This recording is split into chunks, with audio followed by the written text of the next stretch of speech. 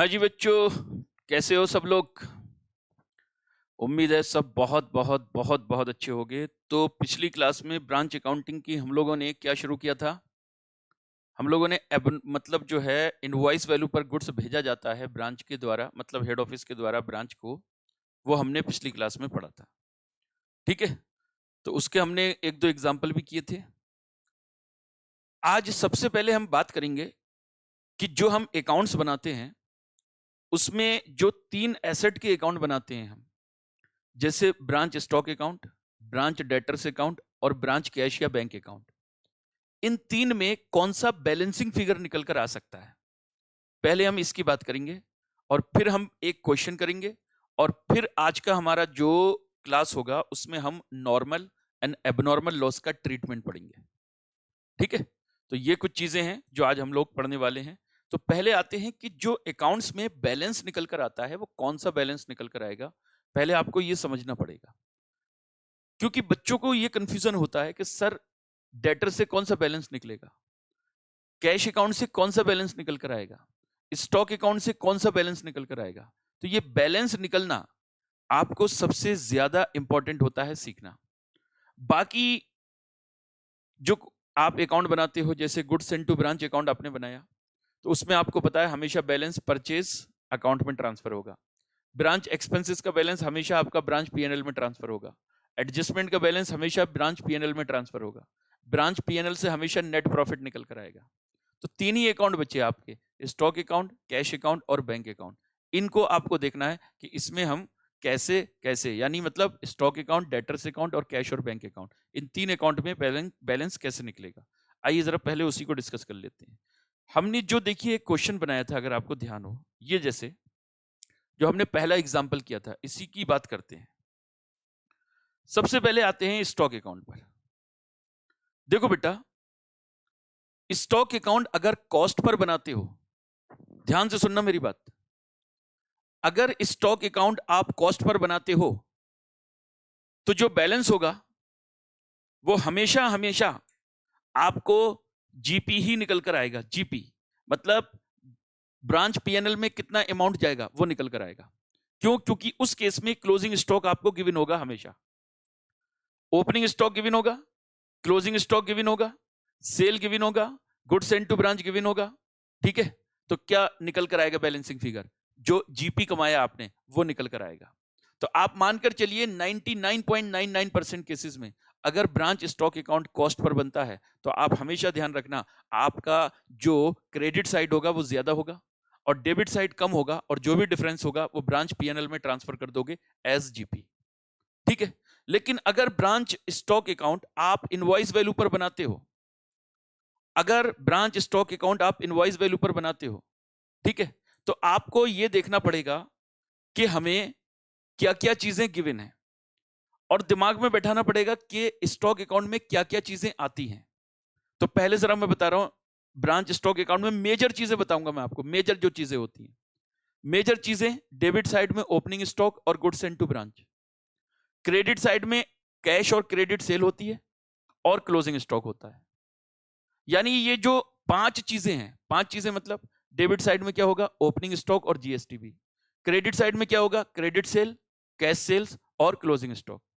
अगर ये पांच चीजें आपको गिवन हैं, अगर ये पांच चीजें आपको गिवन हैं, आप स्टॉक में देखोगे क्या ये पांच चीजें गिवन हैं आपको या नहीं है। अगर ये पांच चीजें आपको गिवन हैं तो फिर भी अगर बैलेंसिंग फिगर आया तो वो बैलेंसिंग फिगर अगर क्रेडिट साइड का टोटल ज्यादा है तो आपको उस डिफरेंस को एडिशनल जीपी मानकर प्रॉफिट एंड लॉस अकाउंट में भेज देना है। ये मैं आपको डिस्कस कर चुका हूं जब मैंने इनवॉइस वैल्यू के हिसाब से स्टॉक अकाउंट आपको बनाना सिखाया था। मतलब अगर आपको ओपनिंग स्टॉक भी गिवन है, अगर आपको जीएसटीबी भी गिवन है, अगर आपको कैश सेल भी गिवन है, आपको क्रेडिट सेल भी गिवन है, आपको क्लोजिंग स्टॉक भी गिवन है और इनवॉइस वैल्यू पर आप स्टॉक अकाउंट बना रहे हो, तो आप देखो डिफरेंस कुछ आ रहा है या नहीं। अगर डिफरेंस आ रहा है तो पहले देखो, अगर क्रेडिट साइड का टोटल ज्यादा है तो डिफरेंस डेबिट साइड में आएगा और इस डेबिट साइड वाले डिफरेंस को उठाकर पीएनएल अकाउंट में ट्रांसफर कर दोगे एज एडिशनल जीपी। लेकिन अगर डिफरेंस आपका आ रहा है क्रेडिट साइड में तो इसको हम शॉर्टेज मानेंगे और शॉर्टेज को ट्रीट करते हैं एबनॉर्मल लॉस की तरह। तो एबनॉर्मल लॉस का ट्रीटमेंट क्या होता है अभी हम सीखने वाले हैं आगे। तो पहले आप समझ लो, मैंने आपको बोला 5 चीजें आपको स्टॉक अकाउंट के लिए चाहिए होती हैं। इसके अलावा और भी चाहिए होता है, जैसे जीएसटी भी रिटर्न कर दिया तो वो भी आएगा, अगर आपका सेल रिटर्न है तो वो भी आएगा, लेकिन ये चीजें नॉर्मली बैलेंसिंग फिगर के तौर पर नहीं निकालते। ठीक है, ये चीजें गिवन होंगी तो स्टॉक अकाउंट में एडजस्ट होगा, नहीं गिवन होंगी तो एडजस्ट करने की जरूरत नहीं है। मतलब एज बैलेंसिंग फिगर आप सोचो कि जीएसटी भी रिटर्न का बैलेंसिंग फिगर आएगा या सेल रिटर्न का बैलेंसिंग फिगर आएगा, तो ये नहीं होगा। ये गिवन होगा तभी स्टॉक अकाउंट के क्रेडिट साइड में या डेबिट साइड में आपको लिखना पड़ेगा। बाकी 5 चीजें मैंने आपको फिर से बोल रहा हूं, ब्रांच स्टॉक अकाउंट में डेबिट साइड में ओपनिंग स्टॉक होगा, जीएसटी भी होगा, क्रेडिट साइड में कैश सेल होगा, क्रेडिट सेल होगा, क्लोजिंग स्टॉक होगा। अगर ये पांचों चीजें गिवन है और क्रेडिट साइड का टोटल ज्यादा है, डेबिट साइड का कम है, तो एडिशनल जीपी मानकर डिफरेंस आएगा पीएनएल में भेज दो। समझे? अगर डेबिट साइड का टोटल ज्यादा है, क्रेडिट साइड का कम है, तो जो डिफरेंस आएगा उसको शॉर्टेज मानो और उसको एबनॉर्मल लॉस की तरह ट्रीट करो। ये हमारा हो गया। अब सर ये जो 5 चीजें हैं, इनमें से अगर कोई एक आइटम मिसिंग है तो बेटा वो आपको निकालना पड़ेगा। अगर मान लीजिए क्वेश्चन में कैश सेल भी है और क्रेडिट सेल भी है, समझे? कैश सेल भी है, क्रेडिट सेल भी है, तो कैश सेल को सबसे पहले कैश अकाउंट से निकालने की कोशिश करेंगे। अगर कैश अकाउंट से कैश सेल नहीं निकल कर आया तो फिर अगर कैश सेल गिवन नहीं है तो आपको स्टॉक अकाउंट से निकालना पड़ सकता है निकालना। ऐसे ही क्रेडिट सेल, अगर क्रेडिट सेल बच्चों डेटर्स अकाउंट से पहले निकालने की कोशिश करेंगे। अगर डेटर्स अकाउंट से कुछ और फिगर निकल कर आता है और क्रेडिट सेल निकल कर नहीं आती, तो फिर स्टॉक अकाउंट से आपका क्रेडिट सेल निकाला जा सकता है। लेकिन मैं आपको बता दूं, मैक्सिमम नंबर ऑफ क्वेश्चन में जो कैश सेल या क्रेडिट सेल होता है ना, वो कैश अकाउंट और डेटर्स अकाउंट से निकल कर आता है, स्टॉक अकाउंट से निकल कर नहीं आता। तो स्टॉक अकाउंट में नॉर्मली जो बैलेंसिंग फिगर आ सकता है ना, वो आपको या तो ओपनिंग स्टॉक या क्लोजिंग स्टॉक या जीएसटी भी, बस इन 3 में से अगर कोई चीज मिसिंग है तभी स्टॉक अकाउंट से बैलेंसिंग फिगर आएगा। नॉर्मली मैं बता रहा हूं आपको, मतलब स्टॉक अकाउंट से जो बैलेंसिंग फिगर निकल कर आएगा वो कौन कौन सा, अगर ओपनिंग स्टॉक गिवन नहीं है तो बैलेंसिंग फिगर ओपनिंग स्टॉक निकाला जा सकता है। लेकिन इसमें भी एक बात ध्यान रखना, अगर आपने ब्रांच करंट ईयर में ही शुरू किया है तो फिर स्टॉक अकाउंट से ओपनिंग बैलेंस निकल कर नहीं आएगा, फिर ओपनिंग बैलेंस होगा ही नहीं। तो उस केस में अगर बैलेंसिंग फिगर निकल कर आया स्टॉक से तो या तो जीएसटी भी आएगा या फिर क्लोजिंग स्टॉक आएगा। समझ गए? तो स्टॉक अकाउंट से नॉर्मली अगर आपको ओपनिंग स्टॉक गिवन है, क्लोजिंग स्टॉक गिवन है, जीएसटी भी गिवन है, दोनों सेल्स गिवन है, तब डिफरेंस आया तो अगर डेबिट साइड में आया तो एडिशनल जीपी आएगा, क्रेडिट साइड में आया तो शॉर्टेज माना जाएगा। लेकिन मान लीजिए अगर आपको क्वेश्चन में ओपनिंग स्टॉक गिवन नहीं है, क्लोजिंग स्टॉक गिवन नहीं है या जीएसटी भी गिवन नहीं है, इन 3 में से एक चीज गिवन नहीं है, तो फिर आपको निकालना पड़ेगा इन तीनों में से एक चीज बैलेंसिंग फिगर। समझ गए? ये तो बात होगी स्टॉक की। अब आते हैं डेटर्स में। डेटर्स में बच्चों 4 मेजर आइटम होंगे। डेटर्स में भी 4 मेजर आइटम कौन से होंगे? ओपनिंग डेटर्स, क्लोजिंग डेटर्स, दो तो ये हो गए। डेबिट साइड में क्रेडिट सेल होगा और क्रेडिट साइड में कैश रिसीव्ड फ्रॉम डेटर्स होगा। अगर ये चारों आइटम गिवन हैं तो फिर कोई बैलेंसिंग फिगर नहीं निकलेगा। लेकिन आपको हर क्वेश्चन में देखना, इन्हीं 4 में से एक आइटम मिसिंग होगा। ओपनिंग और क्लोजिंग डेटर्स में से एक मिसिंग होगा। लेकिन ध्यान रखना, अगर ब्रांच करंट ईयर में ही स्टार्ट किया है तो ओपनिंग बैलेंस तो कुछ होगा ही नहीं, फिर 3 ही मेजर आइटम होंगे, क्रेडिट सेल, क्लोजिंग डेटर्स और कैश रिसीव्ड। तो नॉर्मली अगर आपका ब्रांच पहले से चला आ रहा है तो उस केस में डेटर्स अकाउंट में आपके 4 मेजर बैलेंस होते हैं, ओपनिंग बैलेंस, क्लोजिंग बैलेंस, ठीक है, दोनों डेटर्स के, उसके बाद कैश रिसीव और क्रेडिट सेल। अगर आपको ओपनिंग डेटर्स गिवन है, क्लोजिंग डेटर्स गिवन है, क्रेडिट सेल गिवन है, तो कैश रिसीव्ड बैलेंसिंग फिगर आ जाएगा। अगर आपको ओपनिंग डेटर्स, क्लोजिंग डेटर्स और कैश रिसीव्ड गिवन है तो क्रेडिट सेल बैलेंसिंग फिगर आ जाएगा। अगर आपका ओपनिंग डेटर्स भी गिवन है, क्रेडिट सेल भी गिवन है, कैश रिसीव भी गिवन है, तो क्लोजिंग बैलेंस आ जाएगा डेटर्स का। अगर आपका क्रेडिट सेल गिवन है, कैश रिसीव भी गिवन है, क्लोजिंग बैलेंस भी गिवन है, समझे, और ब्रांच पहले से चल रहा है, तो ओपनिंग बैलेंस डेटर्स के तौर पर बैलेंसिंग फिगर आ जाएगा। यानी जो 4 मेजर आइटम मैंने बताए, इनमें से एक आइटम मिसिंग होगा आपका डेटर्स अकाउंट बनाते वक्त। ठीक है, अब जैसे अगर मान लीजिए क्रेडिट सेल नहीं है गिवन, आपको ओपनिंग डेटर्स गिवन है, क्लोजिंग डेटर्स गिवन है, आपको cash received from debtors given है और क्रेडिट सेल गिवन नहीं है, तो पहले क्रेडिट सेल निकालना, उसके बाद स्टॉक अकाउंट क्लोज होगा, क्योंकि जो क्रेडिट सेल निकल कर आता है वो स्टॉक अकाउंट में जाता है। समझे? तो आपका अगर कोई कैश सेल या क्रेडिट सेल मिसिंग है, अगर क्रेडिट सेल मिसिंग है तो पहले आपको डेटर्स अकाउंट बंद करना पड़ेगा, उससे क्रेडिट सेल निकालना पड़ेगा, तब जाकर स्टॉक अकाउंट बंद होगा। ऐसे ही अगर आपका कैश सेल मिसिंग है तो आपको पहले कैश अकाउंट बनाना पड़ेगा, उससे कैश सेल निकालना पड़ेगा, वो कैश सेल स्टॉक अकाउंट के क्रेडिट साइड में जाएगा, तब जाकर स्टॉक अकाउंट बंद होगा। समझे? तो अकाउंट कभी सीक्वेंस वाइज बंद नहीं होते कि पहले आपने स्टॉक बंद किया, फिर डेटर्स बंद किया, फिर कैश बंद किया, ऐसे नहीं होता। हमेशा हमेशा जब अकाउंट बंद करोगे ना तो इस बेसिस पर बंद होते हैं कि हमको रिक्वायरमेंट क्या है, क्या चीज निकालनी है। तो ये चीजें आपको प्रैक्टिस से ज्यादा पता चलेंगी। जैसे जैसे आप क्वेश्चंस की प्रैक्टिस करते जाओगे ना, वैसे वैसे आपका हैबिट बनेगा। अच्छा, ये चीज गिवन नहीं है, आपके दिमाग में उसी वक्त क्लिक कर जाएगा देखकर कि अच्छा इस क्वेश्चन में ये चीज नहीं है तो ये डेटर से निकल सकता है, अच्छा इस क्वेश्चन में ये नहीं है तो ये कैश अकाउंट से निकल सकता है। ठीक है? तो डेटर्स अकाउंट में major 4 item, opening balance, closing balance, GSTB और कैश रिसीव्ड। इसमें से एक चीज मिसिंग होगी, वो आपको निकालना है। ठीक, अब आते हैं कैश अकाउंट में। कैश अकाउंट में जो मेजर चीजें हैं, यानी ब्रांच कैश या ब्रांच बैंक, जो भी बोलो, मेजर मेजर आइटम क्या होते हैं इसमें? Number 1 opening balance, number 2 closing balance, number 3 cash sales, number 4 collection from debtors और number 5 remittance to head office. ये मेजर आइटम है जिसको बैलेंसिंग फिगर के तौर पर आपसे निकाला पूछा जा सकता है या आपको निकालना पड़ सकता है। बाकी सारे फिगर, जैसे हेड ऑफिस ने ब्रांच को कैश भेजा, ये सब गिवन होगा। ब्रांच ने कुछ खर्चे किए, वो गिवन होगा। हाँ, अगर आपको क्वेश्चन कभी कभी कह दे कि ब्रांच ने कुछ खर्चे किए हैं, तो हो सकता है, और खर्चों का अमाउंट नहीं दे रखा, तो हो सकता है कि वो कैश अकाउंट से निकल कर आए बैलेंसिंग फिगर। लेकिन नॉर्मली 99% क्वेश्चन में आपको ब्रांच ने जो खर्चे किए हैं वो गिवन होंगे। ठीक है, एक आध परसेंट कोई क्वेश्चन ऐसा हो सकता है जहां पर ब्रांच ने जो एक्सपेंसेस इनकट किए हैं खुद, वो आपको गिवन ना हो। ठीक है, तो वो कैश अकाउंट से बैलेंसिंग फिगर निकल कर आएंगे। बाकी 5 आइटम जो होते हैं वो कैश अकाउंट में होंगे नॉर्मली, जो आपको एक आइटम जिसमें से बैलेंसिंग फिगर के तौर पर निकालना पड़ सकता है। डेबिट साइड में 3 मेजर आइटम होंगे। 3 कौन से? Opening balance, collection from debtors और कलेक्शन फ्रॉम कैश सेल्स। ध्यान से, डेबिट साइड में opening balance, collection from debtors, collection from goods sold, यानी cash sale, collection from debtors और ओपनिंग बैलेंस, ये 3 मेजर आइटम होंगे। डेबिट साइड, क्रेडिट साइड में 2 major item होंगे, रेमिटेंस टू हेड ऑफिस और क्लोजिंग बैलेंस। अब इसमें से एक भी चीज बैलेंसिंग फिगर निकल कर आ सकती है। अगर कलेक्शन फ्रॉम डेटर्स गिवन नहीं है तो वो डेटर से भी निकल सकता है, कैश से भी निकल सकता है, लेकिन आपको इंफॉर्मेशन देखनी पड़ेगी। अगर ओपनिंग डेटर्स गिवन है, क्रेडिट सेल गिवन है, क्लोजिंग बैलेंस गिवन है, तो कलेक्शन फ्रॉम डेटर्स डेटर से निकल आएगा।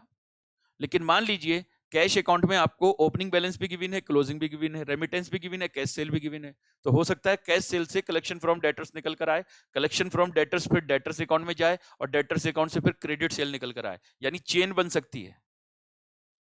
ये क्वेश्चन को देखकर ही पता चलेगा आपको।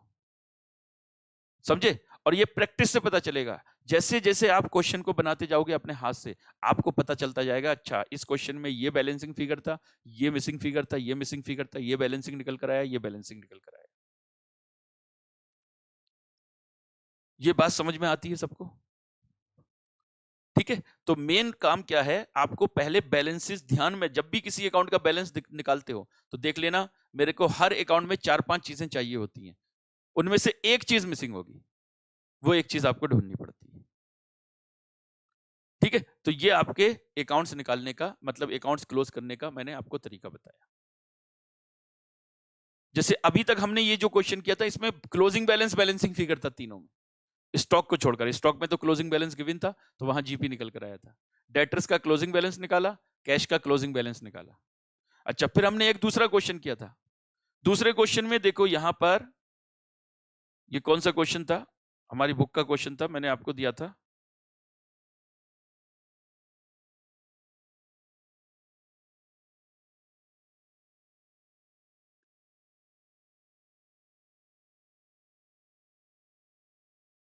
एक क्वेश्चन था, क्वेश्चन किधर गया? चलिए क्वेश्चन छोड़िए, सॉल्यूशन शायद है।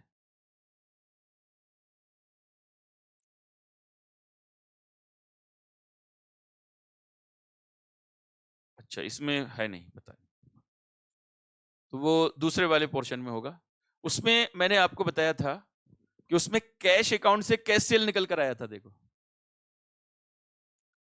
कैश अकाउंट से कैश सेल निकल कर आया था, फिर वो कैश सेल स्टॉक में गया, तब जाकर स्टॉक बंद हुआ। ठीक है, उस जैसा एक क्वेश्चन है, मैं आपको होमवर्क दूंगा, आप लोग कर लेना उसको। जो उसमें था नहीं कि 60,000 रुपीज का गुड्स भेजा था, जिसमें 6,000 ट्रांजिट में था, वो क्वेश्चन। चलो हम लोग आज ऐसा करते हैं ना, एक क्वेश्चन मैं आपको जरा पहले करवाता हूं और फिर हम आज के एबनॉर्मल लॉस और नॉर्मल लॉस का ट्रीटमेंट पढ़ेंगे। पहले एक क्वेश्चन देखते हैं।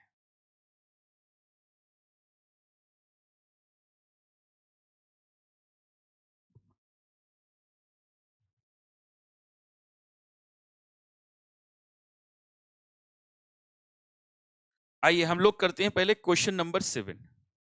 बहुत ही बढ़िया क्वेश्चन है और इनवॉइस वैल्यू पर गुड्स भेजा है इस क्वेश्चन में।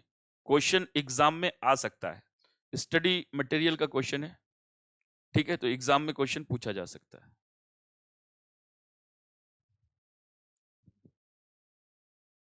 क्वेश्चन है, Marina Delhi has a branch at Bangalore to which office goods are invoiced at cost plus 25%। अगर मान लीजिए कॉस्ट में 25% ऐड करके भेजते हो तो इसका मतलब 125 रुपए इनवॉइस वैल्यू होता है। 100 रुपए कॉस्ट होता है, 125 इनवॉइस वैल्यू होता है। The branch sells both for cash and on credit. Branch cash में भी गुड्स सेल करता है और क्रेडिट में भी करता है। अब क्वेश्चन ने आपको एक चीज बता दी, ब्रांच कैश में भी गुड्स बेचता है और क्रेडिट में भी बेचता है। इसका मतलब अगर कैश सेल क्वेश्चन में गिवन नहीं होगी तो आपको ढूंढनी पड़ेगी, अगर क्रेडिट सेल क्वेश्चन में नहीं होगी तो आपको ढूंढनी पड़ेगी। मतलब क्वेश्चन ने आपको हिंट दे दिया कि क्वेश्चन ने बताया कि इस ऑर्गेनाइजेशन में कैश सेल भी होता है और क्रेडिट सेल भी होता है, तो दोनों सेल होती हैं। अब अगर दोनों सेल हो रही हैं तो अगर कोई भी सेल मिसिंग है तो आपको निकालना पड़ेगा।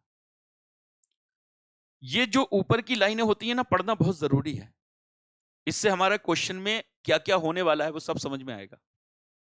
आगे देखो लिखा है, branch expenses are paid direct from head office. यानी ब्रांच को अपने खर्चे खुद पे करने की आजादी नहीं है। ब्रांच का जो भी खर्चा यहां नीचे गिवन होगा वो डायरेक्ट हेड ऑफिस ने पे किया है, ब्रांच ने कोई खर्चा अपने आप नहीं किया होगा। और फिर कहते हैं, and the branch has to remit all cash received into head office bank account. जो भी ब्रांच रिसीव करता है इमीडिएटली उसे हेड ऑफिस के बैंक अकाउंट में ले जाकर जमा करना पड़ता है। यहां पर एक चीज का और हिंट दे दिया उन्होंने कि जो ब्रांच है वो अपने पास कुछ भी कैश होल्ड नहीं करता। जैसे ही पैसे आते हैं वैसे ही उसे हेड ऑफिस को सारे पैसे वापस करने पड़ते हैं, ऐसा क्वेश्चन में लिखा हुआ है। ब्रांच के जो भी खर्चे होते हैं वो हेड ऑफिस पे करता है डायरेक्ट, ब्रांच को खर्चे पे करने की आजादी नहीं है। अब आपसे कहता है, from the following details relating to calendar year 2021 prepare accounts in head office ledger and ascertain the branch profit under stock and debtors method. Stock and debtors method के हिसाब से आपको प्रॉफिट निकालना है, और स्टॉक एंड डेटर्स मेथड के हिसाब से आपको, अगर गुड्स इनवॉइस वैल्यू पर भेजा है तो आपको पता है 7 अकाउंट बनाने पड़ते हैं। 7, stock account, debtors account, bank account, GSTB account, adjustment account, expenses account, PNL account.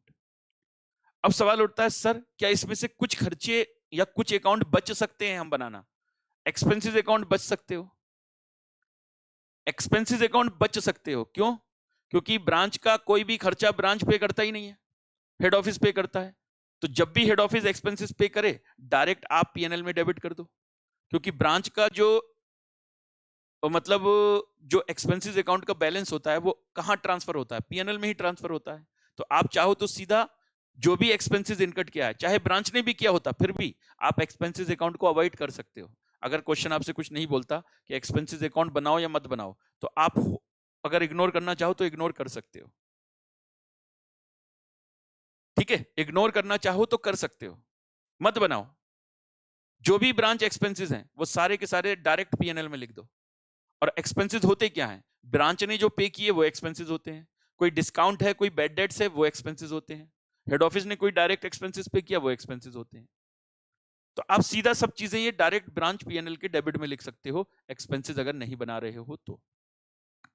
बाकी इस क्वेश्चन में कैश अकाउंट से भी बचा जा सकता है बनाना, वैसे कैश अकाउंट बनाना है, लेकिन इस क्वेश्चन में बचा जा सकता है। क्यों? क्योंकि जो हमारे पास आता है इमीडिएटली हमको रेमिट करना पड़ता है, यानी अपने पास तो कुछ रखते ही नहीं है हम। सॉरी, ठीक है ना? तो इस क्वेश्चन में ब्रांच कैश अकाउंट और ब्रांच एक्सपेंसेस को अवॉइड कर सकते हो। इसका मतलब सिर्फ 5 ही अकाउंट रह जाएंगे: stock account, debtors account, GSTB account, adjustment account, PNL account.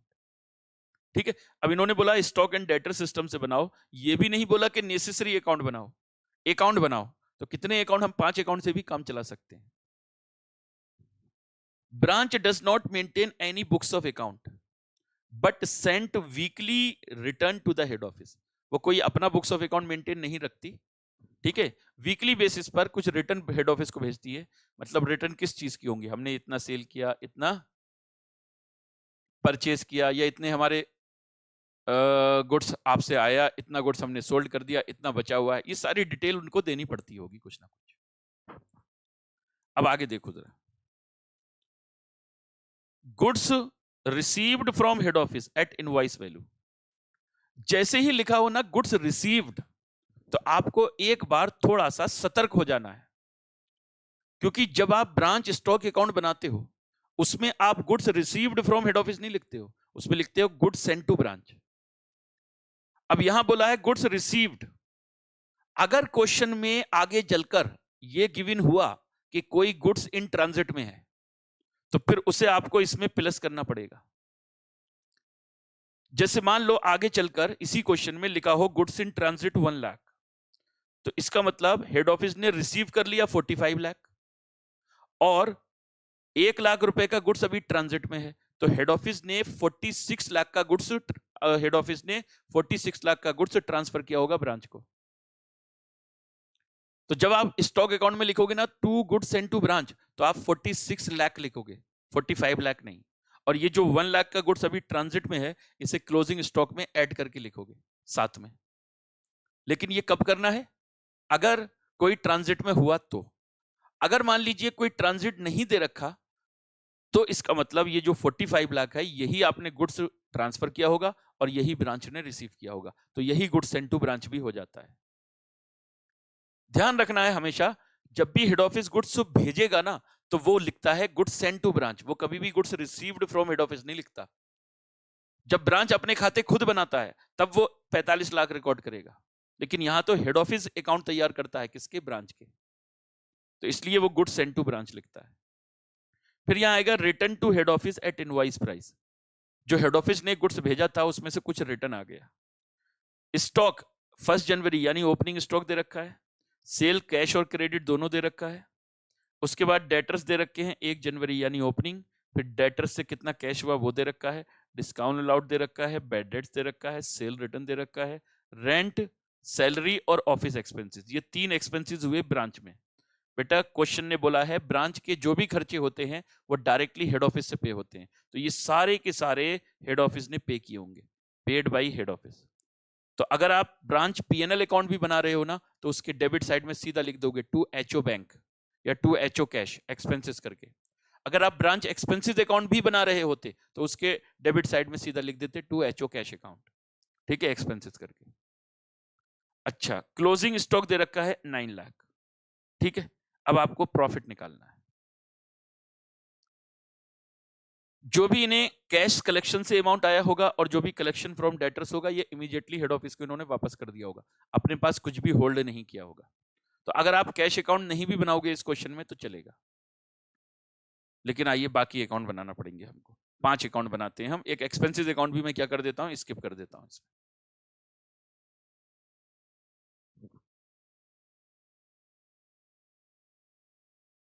PDF आपको टेलीग्राम चैनल पर मिल जाएगा इस बुक का पीडीएफ, ठीक है, और एप्लीकेशन में भी मैंने अपलोड कर दिया है इस पीडीएफ को।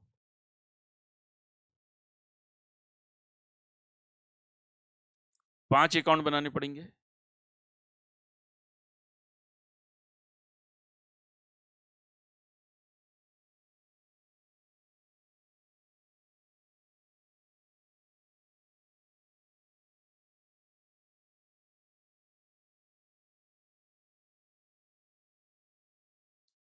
ब्रांच स्टॉक,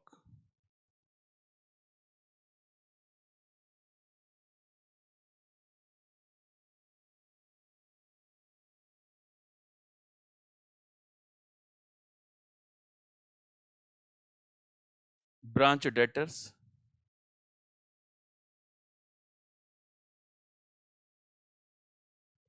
ठीक है।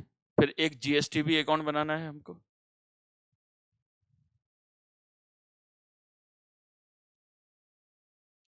और जीएसटीबी ज्यादा बड़ा अकाउंट नहीं बनता, छोटा सा ही अकाउंट होता है 4-5 लाइनों का।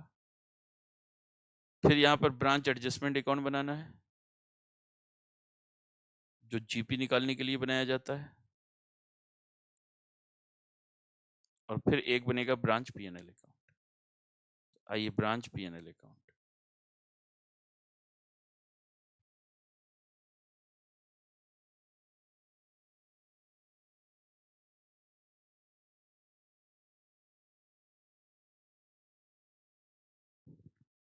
ठीक है। तो ये है ब्रांच पीएनएल। मैं नीचे से ही नाम लिखना शुरू करता हूं। Branch profit and loss account,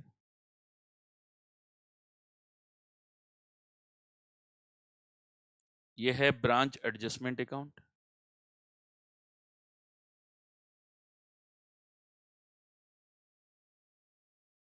ये है GSTB account, goods sent to branch account, GSTB account. अच्छा, उसके बाद दो अकाउंट यहां पर हैं, एक है ब्रांच स्टॉक अकाउंट और एक है ब्रांच डेटर्स अकाउंट। ये आपके अकाउंट हो गए।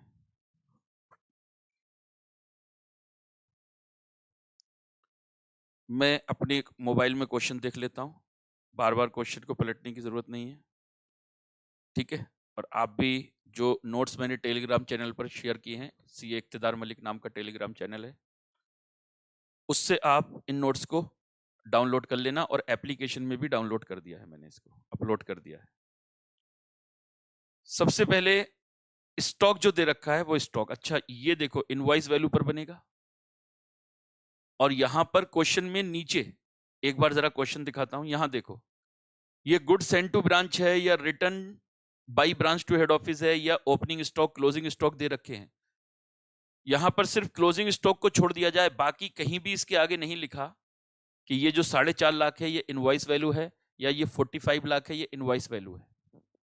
अगर कुछ गिवन ना हो और गुड्स ऊपर दे रखा है कि goods sent to branch at cost plus something, और यहां ना दे रखा हो कि ये इनवॉइस वैल्यू है या कॉस्ट है, तो हमेशा इसको कॉस्ट मतलब इनवॉइस वैल्यू मानते हैं। मैंने आपको पिछली क्लास में भी बताया था। कॉस्ट अगर इनवॉइस वैल्यू पर गुड्स भेजा है और नीचे जो डिटेल दे रखी है, तो उसमें कॉस्ट तभी मानेंगे जब क्वेश्चन में स्पेसिफिकली गिवन हो कि ये कॉस्ट पर है। अदरवाइज वो सारा goods, opening stock, closing stock सब इनवॉइस वैल्यू पर होगा, रिटर्न इनवॉइस वैल्यू पर होगा, जो भी ब्रांच ने हेड ऑफिस को गुड्स वापस किया होगा।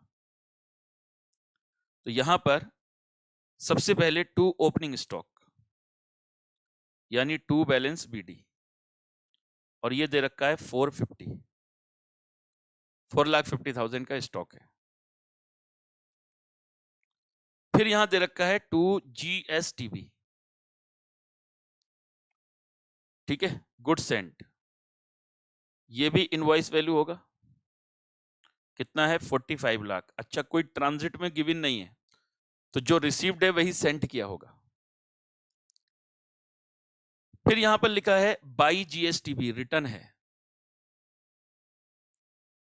By GSTB return 90,000। तो जब हेड ऑफिस ब्रांच को गुड्स भेजता है तो एंट्री होती है branch stock account debit to GSTB, इसलिए मैंने यहां लिखा है टू जीएसटीबी। फिर जब ब्रांच उसी गुड्स को हेड ऑफिस को वापस कर देता है, तब हम एंट्री बनाते हैं GSTB account debit to branch stock, और ब्रांच स्टॉक के क्रेडिट साइड में आ जाता है बाई जीएसटीबी। अच्छा, हम जीएसटीबी अकाउंट भी बना रहे हैं, तो जब यहां पर आपने देखो लिखा है टू जीएसटीबी, तो जीएसटीबी अकाउंट के क्रेडिट साइड में आएगा बाई ब्रांच स्टॉक, और इधर हमने लिखा है बाई जीएसटीबी, तो जीएसटीबी अकाउंट के डेबिट में आएगा टू ब्रांच स्टॉक करके, तो उसकी भी पोस्टिंग आई है। करते हैं पहले। तो ये GSTB अकाउंट है। सबसे पहले यहां आएगा बाई ब्रांच स्टॉक, कितने से? 45 लाख से।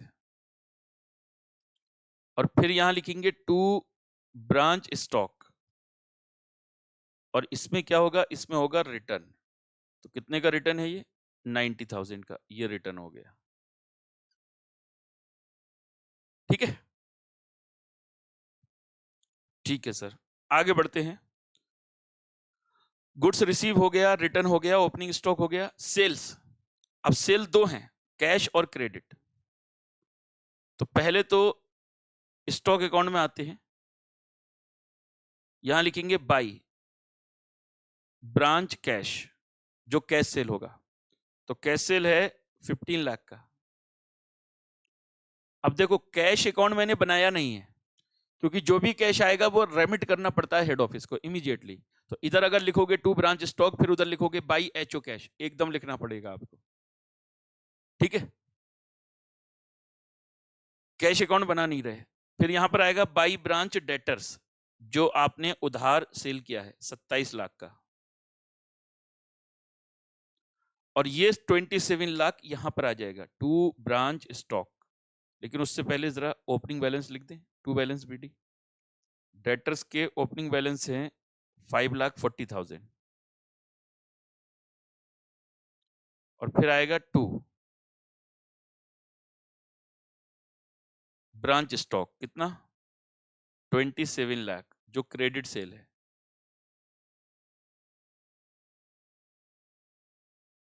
क्रेडिट सेल है। फिर है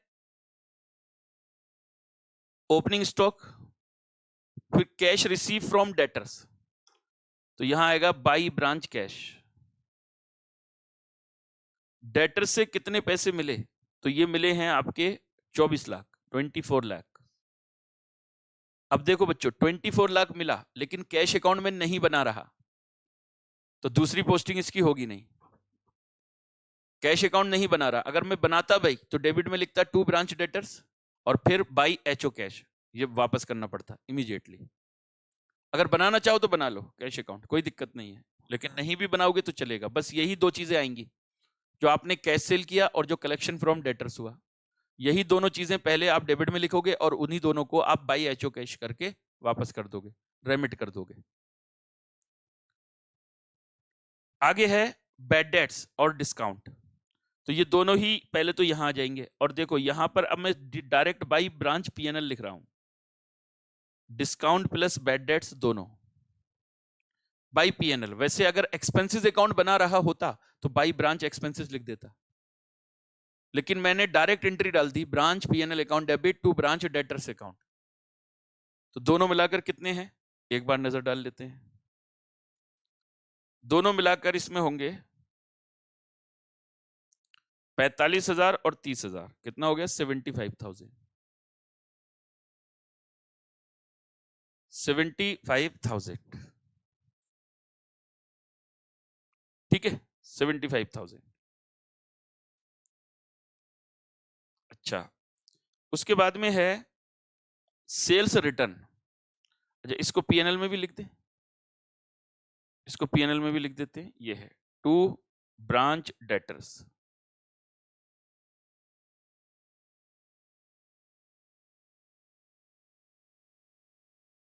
कैश प्लस बैंक। मैंने क्या लिख दिया? Discount plus bad debts. ये है 75,000, दोनों मिलाकर, दोनों मिलाकर 75,000। अच्छा, उसके बाद है सेल्स रिटर्न 60,000।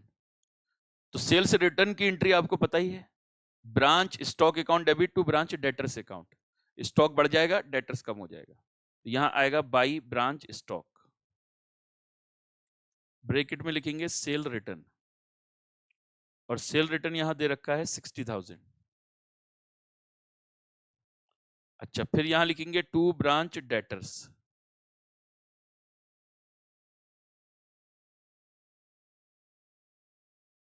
Cell return 60,000। ठीक है, 60,000।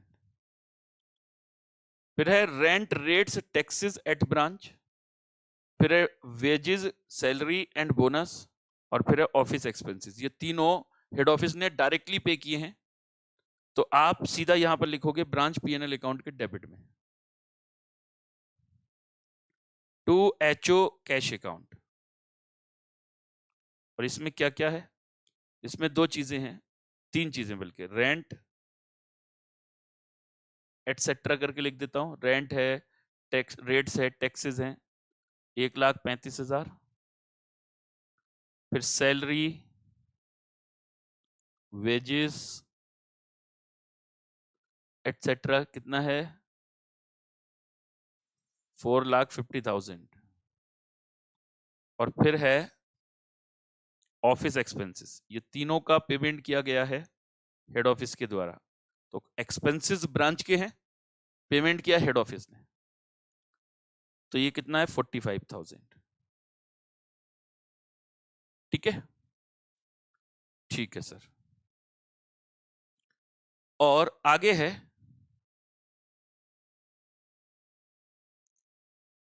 क्लोजिंग स्टॉक 9 लाख, और वो भी इनवॉइस वैल्यू पर है। क्लोजिंग स्टॉक यहां आ जाएगा, बाई बैलेंस सीडी गिवन है 9 लाख। ठीक है, तो सारी चीजें लगभग हो चुकी, एक बार चेक कर लेते हैं।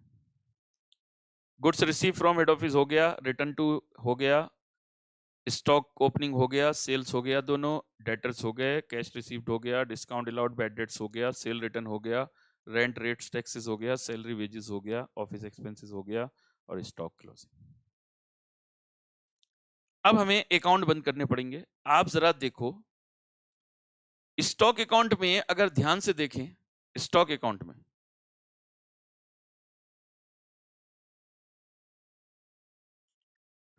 हाँ जी बच्चों, तो पहले जरा स्टॉक अकाउंट की बात करते हैं। स्टॉक अकाउंट में देखो, मैंने आपको बताया था 4 मेजर आइटम स्टॉक अकाउंट में होते हैं, 4 बल्कि 5। ओपनिंग स्टॉक, क्लोजिंग स्टॉक, जीएसटीबी और दोनों सेल, तो 5 आइटम हो गए। ये पांचों आइटम क्वेश्चन में गिवन है, पांचों आइटम क्वेश्चन में गिवन है। यानी आपको अब किसी और अकाउंट से बैलेंस नहीं चाहिए स्टॉक में। नॉर्मली कभी कभी इन दोनों में से एक आइटम मिसिंग हो जाता है, कभी कभी, तो आपको किसी दूसरे अकाउंट से ये निकालना पड़ता है। ब्रांच कैश या ब्रांच डेटर्स किसी दूसरे अकाउंट से चाहिए होता है आपको। लेकिन इस क्वेश्चन में गिवन है, अगर ब्रांच कैश अकाउंट मिसिंग होता तो आप ब्रांच कैश से निकालते, अगर डेटर्स यानी ब्रांच क्रेडिट सेल मिसिंग होता तो फिर आप डेटर से निकालते। तो दूसरे अकाउंट से जो दोनों आइटम चाहिए होते हैं वो गिवन है आपको। अब बाकी जो स्टॉक अकाउंट के अपने 3 आइटम हैं वो देख लो, तीनों गिवन है। ओपनिंग स्टॉक भी गिवन है, क्लोजिंग स्टॉक भी गिवन है, और जीएसटी भी गिवन है। तो इसका मतलब ब्रांच अकाउंट स्टॉक अकाउंट से कोई ऐसा कोई मेजर डिफरेंस या मेजर बैलेंस नहीं आएगा। अब आपको बस ये देखना है कि बैलेंस किधर आएगा। अगर बैलेंस डेबिट साइड में आता है बच्चों तो ये एडिशनल जीपी होगा, और क्रेडिट साइड में आता है तो ये शॉर्टेज होगा। ठीक, तो आइए एक बार जरा बैलेंस देखते हैं किधर का आएगा। पहले टोटल लगाते हैं क्रेडिट साइड का, 90,000 प्लस 15 लाख प्लस 27 लाख और प्लस 9 लाख, 51,90,000। तो यही टोटल मेरे को ज्यादा लग रहा है, 51,90,000 डेबिट साइड से ज्यादा लग रहा है मेरे को ये टोटल। अब क्रेडिट साइड वाला टोटल में से इधर घटा दो, 4.5 लाख माइनस 45 लाख और माइनस 60,000, तो 1,80,000 का डिफरेंस आया। इसको हम बोलेंगे एडिशनल जीपी, और इसे उठाकर या तो ब्रांच एडजस्टमेंट में भेज दो या ब्रांच पीएनएल में भी भेजा जा सकता है इसको। अगर आप चाहो तो इसे सीधा ब्रांच पीएनएल में भी भेज सकते हो। ये एडिशनल जीपी है। कितना है additional GP? 1,80,000। This is additional GP. अगर यहां पर क्रेडिट साइड में डिफरेंस होता तो बेटा फिर ये शॉर्टेज होता, और फिर शॉर्टेज की तरह उसका ट्रीटमेंट होता। अब शॉर्टेज का क्या ट्रीटमेंट होता है अभी हम सीखेंगे, एबनॉर्मल लॉस का ट्रीटमेंट सीखोगे तभी आप उसका ट्रीटमेंट सीखोगे। अब जरा इसमें आते हैं डेटर्स में। डेटर्स अकाउंट में 4 मेजर आइटम बताए थे मैंने, opening balance, credit sale, collection from debtors और क्लोजिंग बैलेंस। इसमें 3 मेजर आइटम गिवन है, ओपनिंग बैलेंस गिवन है, क्रेडिट सेल गिवन है, कलेक्शन गिवन है, यानी क्लोजिंग बैलेंस मिसिंग है। तो क्लोजिंग बैलेंस यहां पर बैलेंसिंग फिगर आ जाएगा निकल कर। लो जी, बैलेंस सीडी आपका क्लोजिंग बैलेंस निकल कर आ जाएगा। तो क्लोजिंग बैलेंस निकाल लेते हैं।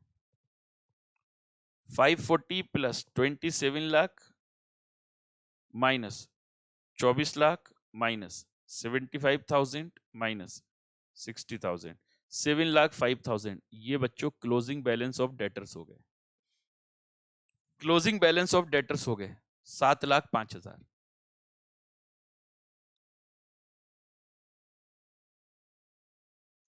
ठीक है, ठीक है सर, आगे बढ़ते हैं। अब आगे जरा बढ़ते हैं। अब सबसे पहले तो जीएसटीवी को अभी बंद करेंगे, लेकिन एडजस्टमेंट अकाउंट में पहले यहां लिखेंगे बाई ब्रांच स्टॉक, जो एडिशनल जीपी निकल कर आया था आपका, वो कितना था 180। और अब ब्रांच एडजस्टमेंट अकाउंट में आपको लोडिंग लिखना पड़ेगा।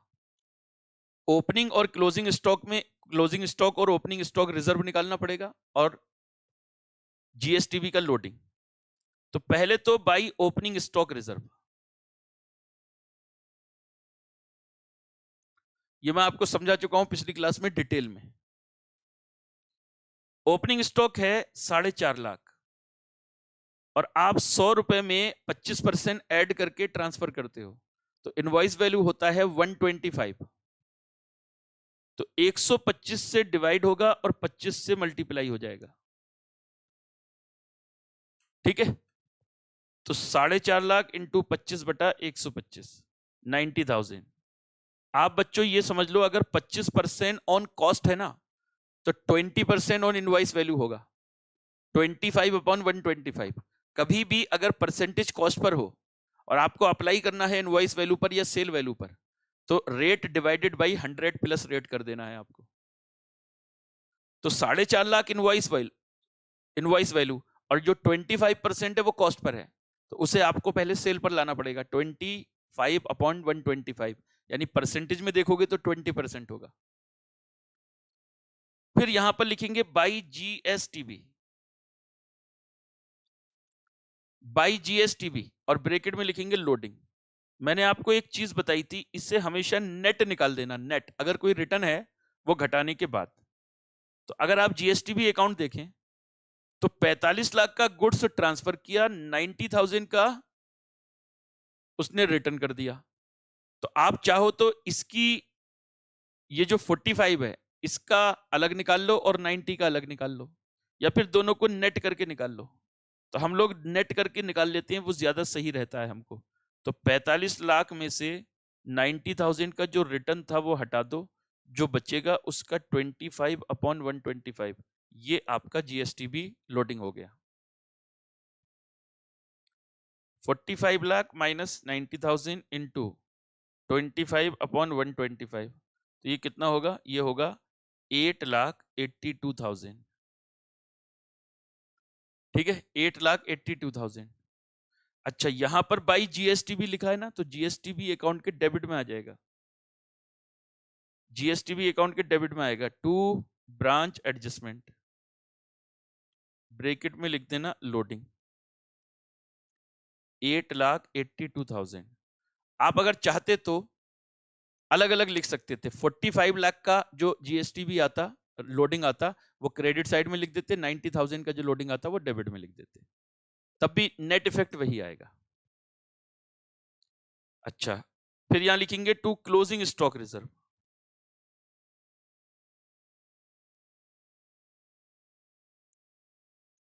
Closing stock reserve. और क्लोजिंग स्टॉक रिजर्व कैसे होगा, देखो बेटा, 9 लाख का क्लोजिंग स्टॉक है, वो इनवॉइस वैल्यू है, तो इंटू 25/125, तो कितना होगा, 9 लाख इंटू 25/125, ये होगा 180 स्टॉक रिजर्व। और अब यहां से आप बैलेंसिंग फिगर निकालो और इससे ब्रांच पीएनएल में ट्रांसफर कर दो। टू ब्रांच पीएनएल, ये एक तरीके से जीपी हो गया आपका टोटल। तो 180 प्लस 90 प्लस 8892,000 माइनस 180, ये हो जाएगा 9,72,000।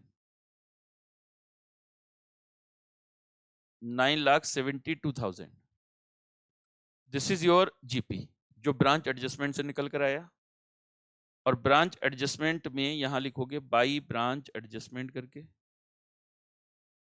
और ये होगा 9,72,000।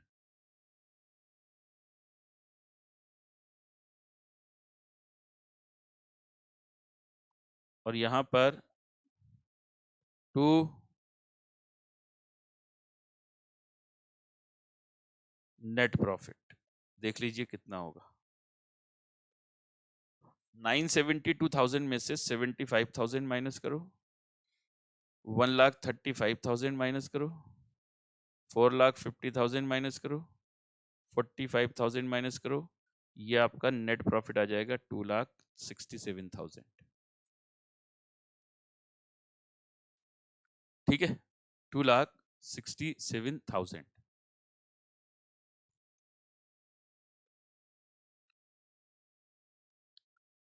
स्टॉक अकाउंट बंद हो गया, डेटर्स अकाउंट बंद हो गया, जीएसटी भी अकाउंट रह गया है, उसका जो भी डिफरेंस आएगा वो परचेज में ट्रांसफर कर देंगे।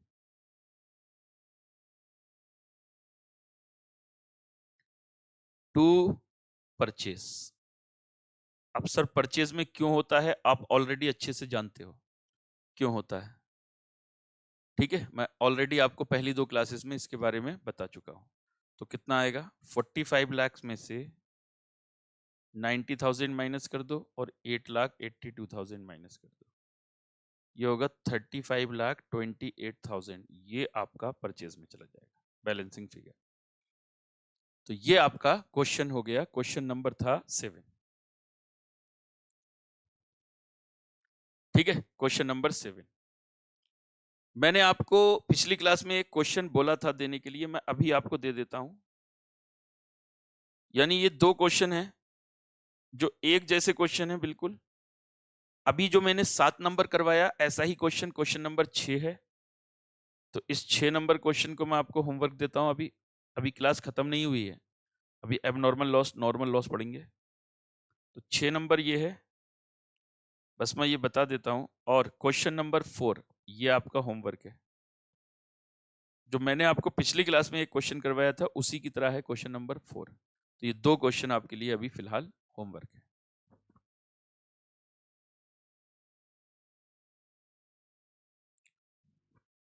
चलो तो फिर आगे बढ़ते हैं और अब अगले कॉन्सेप्ट की तरफ मूव करते हैं। आइए बेटा, अब हम बात करेंगे लॉसेस की, यानी लॉसेस ऑफ गुड्स। देखो, जब हेड ऑफिस ब्रांच को गुड्स भेजता है तो कुछ लॉसेस हो सकते हैं, यानी गुड्स लॉस्ट हो सकता है। गुड्स रास्ते में डैमेज हो गया, ब्रांच के पास जाकर डैमेज हो गया। तो जब भी गुड्स का लॉसेस होगा तो उस गुड्स के लॉसेस को हम 2 पार्ट में डिवाइड करते हैं। एक होता है एबनॉर्मल लॉस और दूसरा होता है नॉर्मल लॉस। एबनॉर्मल लॉस किसको बोलते हैं, वो लॉस ऑफ गुड्स जो अचानक हो जाए, सडन। गुड्स चोरी हो गया, आग से नुकसान हो गया, एक्सीडेंट से नुकसान हो गया यानी गुड्स डैमेज हो गया, फ्लड आ गया उसकी वजह से नुकसान हो गया, अर्थक्वेक आ गया उसकी वजह से नुकसान हो गया। ठीक है, और भी कई तरह से नुकसान हो सकता है गुड्स का। मतलब जो गुड्स अचानक लॉस्ट हो जाए और फ्यूचर में आप एक्सपेक्ट नहीं करोगे कि वो फ्यूचर में नुकसान हो, ऐसे नुकसान को हम बोलते हैं एबनॉर्मल लॉस। यानी these are sudden unexpected losses which are not expected to reoccur. हम ये उम्मीद नहीं करेंगे कि फ्यूचर में ऐसे लॉसेस फिर से हों। तो ऐसे लॉसेस को हम बोलते हैं एबनॉर्मल लॉसेस।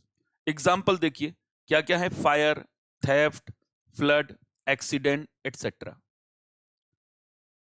जनरली ऐसे लॉसेस से या इनकी प्रोटेक्शन के लिए हम लोग इंश्योरेंस क्लेम करवा लेते हैं, इंश्योरेंस करवा लेते हैं अपनी एसेट का, जिसकी वजह से हमको कुछ क्लेम मिल सकता है। मतलब जितने भी एबनॉर्मल लॉसेस ऑफ गुड्स होते हैं ना, उनका हम लोग इंश्योरेंस करवा लेते हैं। अगर आपने इंश्योरेंस करवा रखा है तो उसकी रिकवरी आप इंश्योरेंस कंपनी से करवा सकते हो, और अगर आपने इंश्योरेंस नहीं करवाया तो फिर इस लॉस को आपको बेयर करना पड़ेगा, और ये ऐसा लॉस है जो आप प्रॉफिट एंड लॉस अकाउंट में ट्रांसफर करोगे। ठीक है, अब जैसे मान लीजिए 10,000 का गुड्स आपके पास था, यानी 10,000 यूनिट थे आपके पास, मान लो इसमें से 2,000 यूनिट चोरी हो गए। तो अगर आपने चोरी के अगेंस्ट इंश्योरेंस करवा रखा था तो इन 2,000 यूनिट का रिकवरी आपको इंश्योरेंस कंपनी से मिल जाएगा।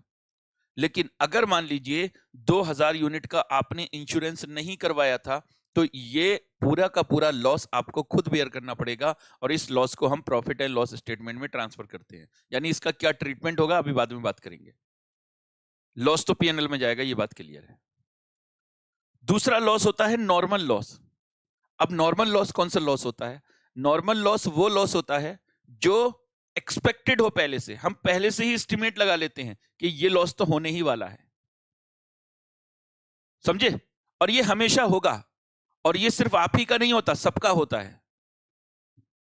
यानी ऐसा लॉस जिसका नेचर इस तरह का है कि वो होना ही होना है।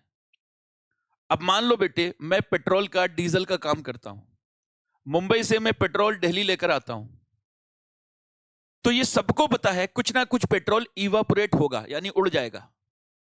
आप कितना भी कोशिश कर लो नहीं बचेगा। यानी अगर मान लो 10,000 लीटर पेट्रोल मैं मुंबई से दिल्ली लेकर आता हूं, तो मैं मानकर चलूंगा इसमें से 5% तो इवापोरेट हो जाएगा। दिल्ली आते आते ये 9,500 लीटर ही बचेगा। सबको पता है, और ये सबके साथ होता है, आप ही के साथ नहीं, सबके साथ होता है। ठीक है, आप कोई शीशों का बिजनेस करते हो, कुछ ना कुछ शीशे टूटेंगे ही टूटेंगे, चाहे आप कितना भी केयर कर लो। आप गैस का बिजनेस करते हो, कुछ ना कुछ गैस लीकेज होना ही होना है, चाहे आप कितना भी कोशिश कर लो। आप केमिकल का बिजनेस करते हो, आप टिम्बर का बिजनेस करते हो, लकड़ी का, तो केमिकल होती हैं, लकड़ियां होती हैं, इनका वजन कम हो जाता है, ये ड्राई हो जाती हैं, सूख जाती हैं, जिसकी वजह से इनका वजन कम हो जाता है। तो आप इनसे बच नहीं सकते, ये होना ही होना है। तो ऐसे losses which can not be avoided in spite of due care, जैसे एबनॉर्मल लॉसेस है, अगर आप इनका केयर करोगे तो आप इनसे बच सकते हो। लेकिन नॉर्मल लॉसेस ऐसे हैं, चाहे आप कितना भी केयर कर लो, ये होना ही होना है। थोड़ा बहुत कम ज्यादा हो सकता है, लेकिन होना ही होना है। ठीक है, लीकेज है, इसका एग्जांपल इवापोरेशन है, ड्राइनेस है, सूख जाना। अच्छा, एक होता है पिलफरिज। पिलफरिज का मतलब होता है छोटी छोटी चोरियां, छोटे छोटे तौर पर चीजें गायब हो जाना, और ये बिजनेसेस में बहुत होता है। ठीक है, एग्जाम्पल के तौर पर आप कहीं अपने बाहर आसपास घूमने जाते होगे, आपके आसपास कोई ठेले वाला है, मूंगफली का ठेला लगाता है, आप गए उसके पास, उससे आपने बोला भाई साहब मूंगफली क्या रेट है, उसने कहा इतने के हिसाब से है। आपने एक मूंगफली उठाई और उठाकर खा ली, वो आपको मना भी नहीं करेगा। तो ये चोरी नहीं है, लेकिन इसको हम पिलफरिज बोल सकते हैं, मतलब थोड़ा थोड़ा करके चीजें गायब होना। ऐसे ही आप आए, एक कोई और भी आया, कोई और आया, कोई और आया, सबने एक एक मूंगफली उठाई, उसकी तो ऐसी अगर 100 लोग आ गए और 100 लोगों ने एक एक मूंगफली उठा ली, तो अच्छी खासी मूंगफली उसकी चली जाएंगे। तो वो भी ये इस बात के लिए तैयार रहता है पहले ही कि ऐसा होगा, इसको हम पिलफरिज बोलते हैं। ठीक है, कहीं पर ऑफिस में जो गुड्स गोडाउन होता है ना, उसमें कंपनी को पता होता है कुछ ना कुछ गुड्स एम्प्लॉय थोड़ा थोड़ा करके गायब करेंगे। उनको पहले से एस्टिमेट लगाकर बैठ जाते हैं कि वो अगर 100 केजी आता है तो 5 केजी इस तरीके से गायब होगा गुड्स, और हम चाहे कितना भी केयर कर लें फिर भी हम नहीं रोक सकते। इसको बोलते हैं पिलफरिज। तो लीकेज हो गया, इवापोरेशन हो गया, ड्राइनेस हो गया, पिलफरिज हो गया, ऐसे लॉसेस को हम बोलते हैं नॉर्मल लॉसेस। अच्छा, ये लॉसेस नॉन इंश्योरेबल होते हैं। इनका इंश्योरेंस नहीं हो सकता। इंश्योरेंस हमेशा उन लॉसेस के अगेंस्ट होता है जो अनएक्सपेक्टेड हो, जो हो भी सकते हैं नहीं भी, लेकिन जो लॉस सर्टेन हो होना, उनका इंश्योरेंस कभी नहीं होता। इंश्योरेंस कंपनी रिस्क लेती है, और रिस्क हमेशा उन चीजों का होता है जो नुकसान हो भी सकता है नहीं भी। अब एक लॉस होने ही वाला है, इंश्योरेंस कंपनी को पता है कि ये लॉस तो होता ही होता है, तो वो इसका इंश्योरेंस कभी करेगी ही नहीं। ठीक है, तो फिर ऐसे लॉसेस को कौन बियर करता है? ऐसे लॉसेस की रिकवरी कस्टमर से होती है, सेल प्राइस बढ़ाकर। सर मतलब ये आप समझो, मैं मुंबई से चला 10,000 लीटर पेट्रोल लेकर, 10,000 लीटर पेट्रोल लेकर मैंने ये पेट्रोल 90 में खरीदा, 90 में। तो इसका मतलब मेरे को ये पेट्रोल कितने का पड़ा? 9 लाख का। 9 लाख का पेट्रोल पड़ा।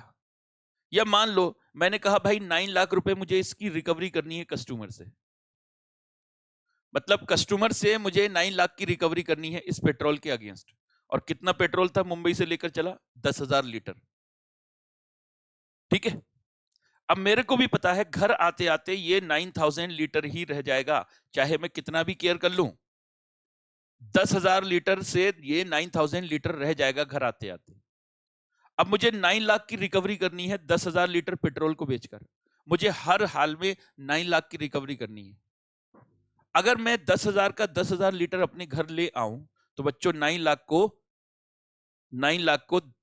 10,000 से डिवाइड कर दो, इसका मतलब मेरे को 90 रुपए पर लीटर पेट्रोल बेचना पड़ेगा 9 लाख की रिकवरी करने के लिए। लेकिन मेरे को जब पता है कि ना कि घर आते आते ये 9,000 रह जाएगा और मुझे को रिकवरी अभी कस्टमर से 9 लाख ही करनी है, तो फिर मैं क्या करूंगा? मैं 9 लाख को फिर 9,000 से डिवाइड करूंगा और 100 रुपीज पर लीटर के हिसाब से पेट्रोल बेचूंगा। यानी मैंने क्या करा? मैंने रेट बढ़ा दिया। तो इसकी रिकवरी कस्टमर से होगी हमेशा, पेट्रोल की रिकवरी कस्टमर से होगी।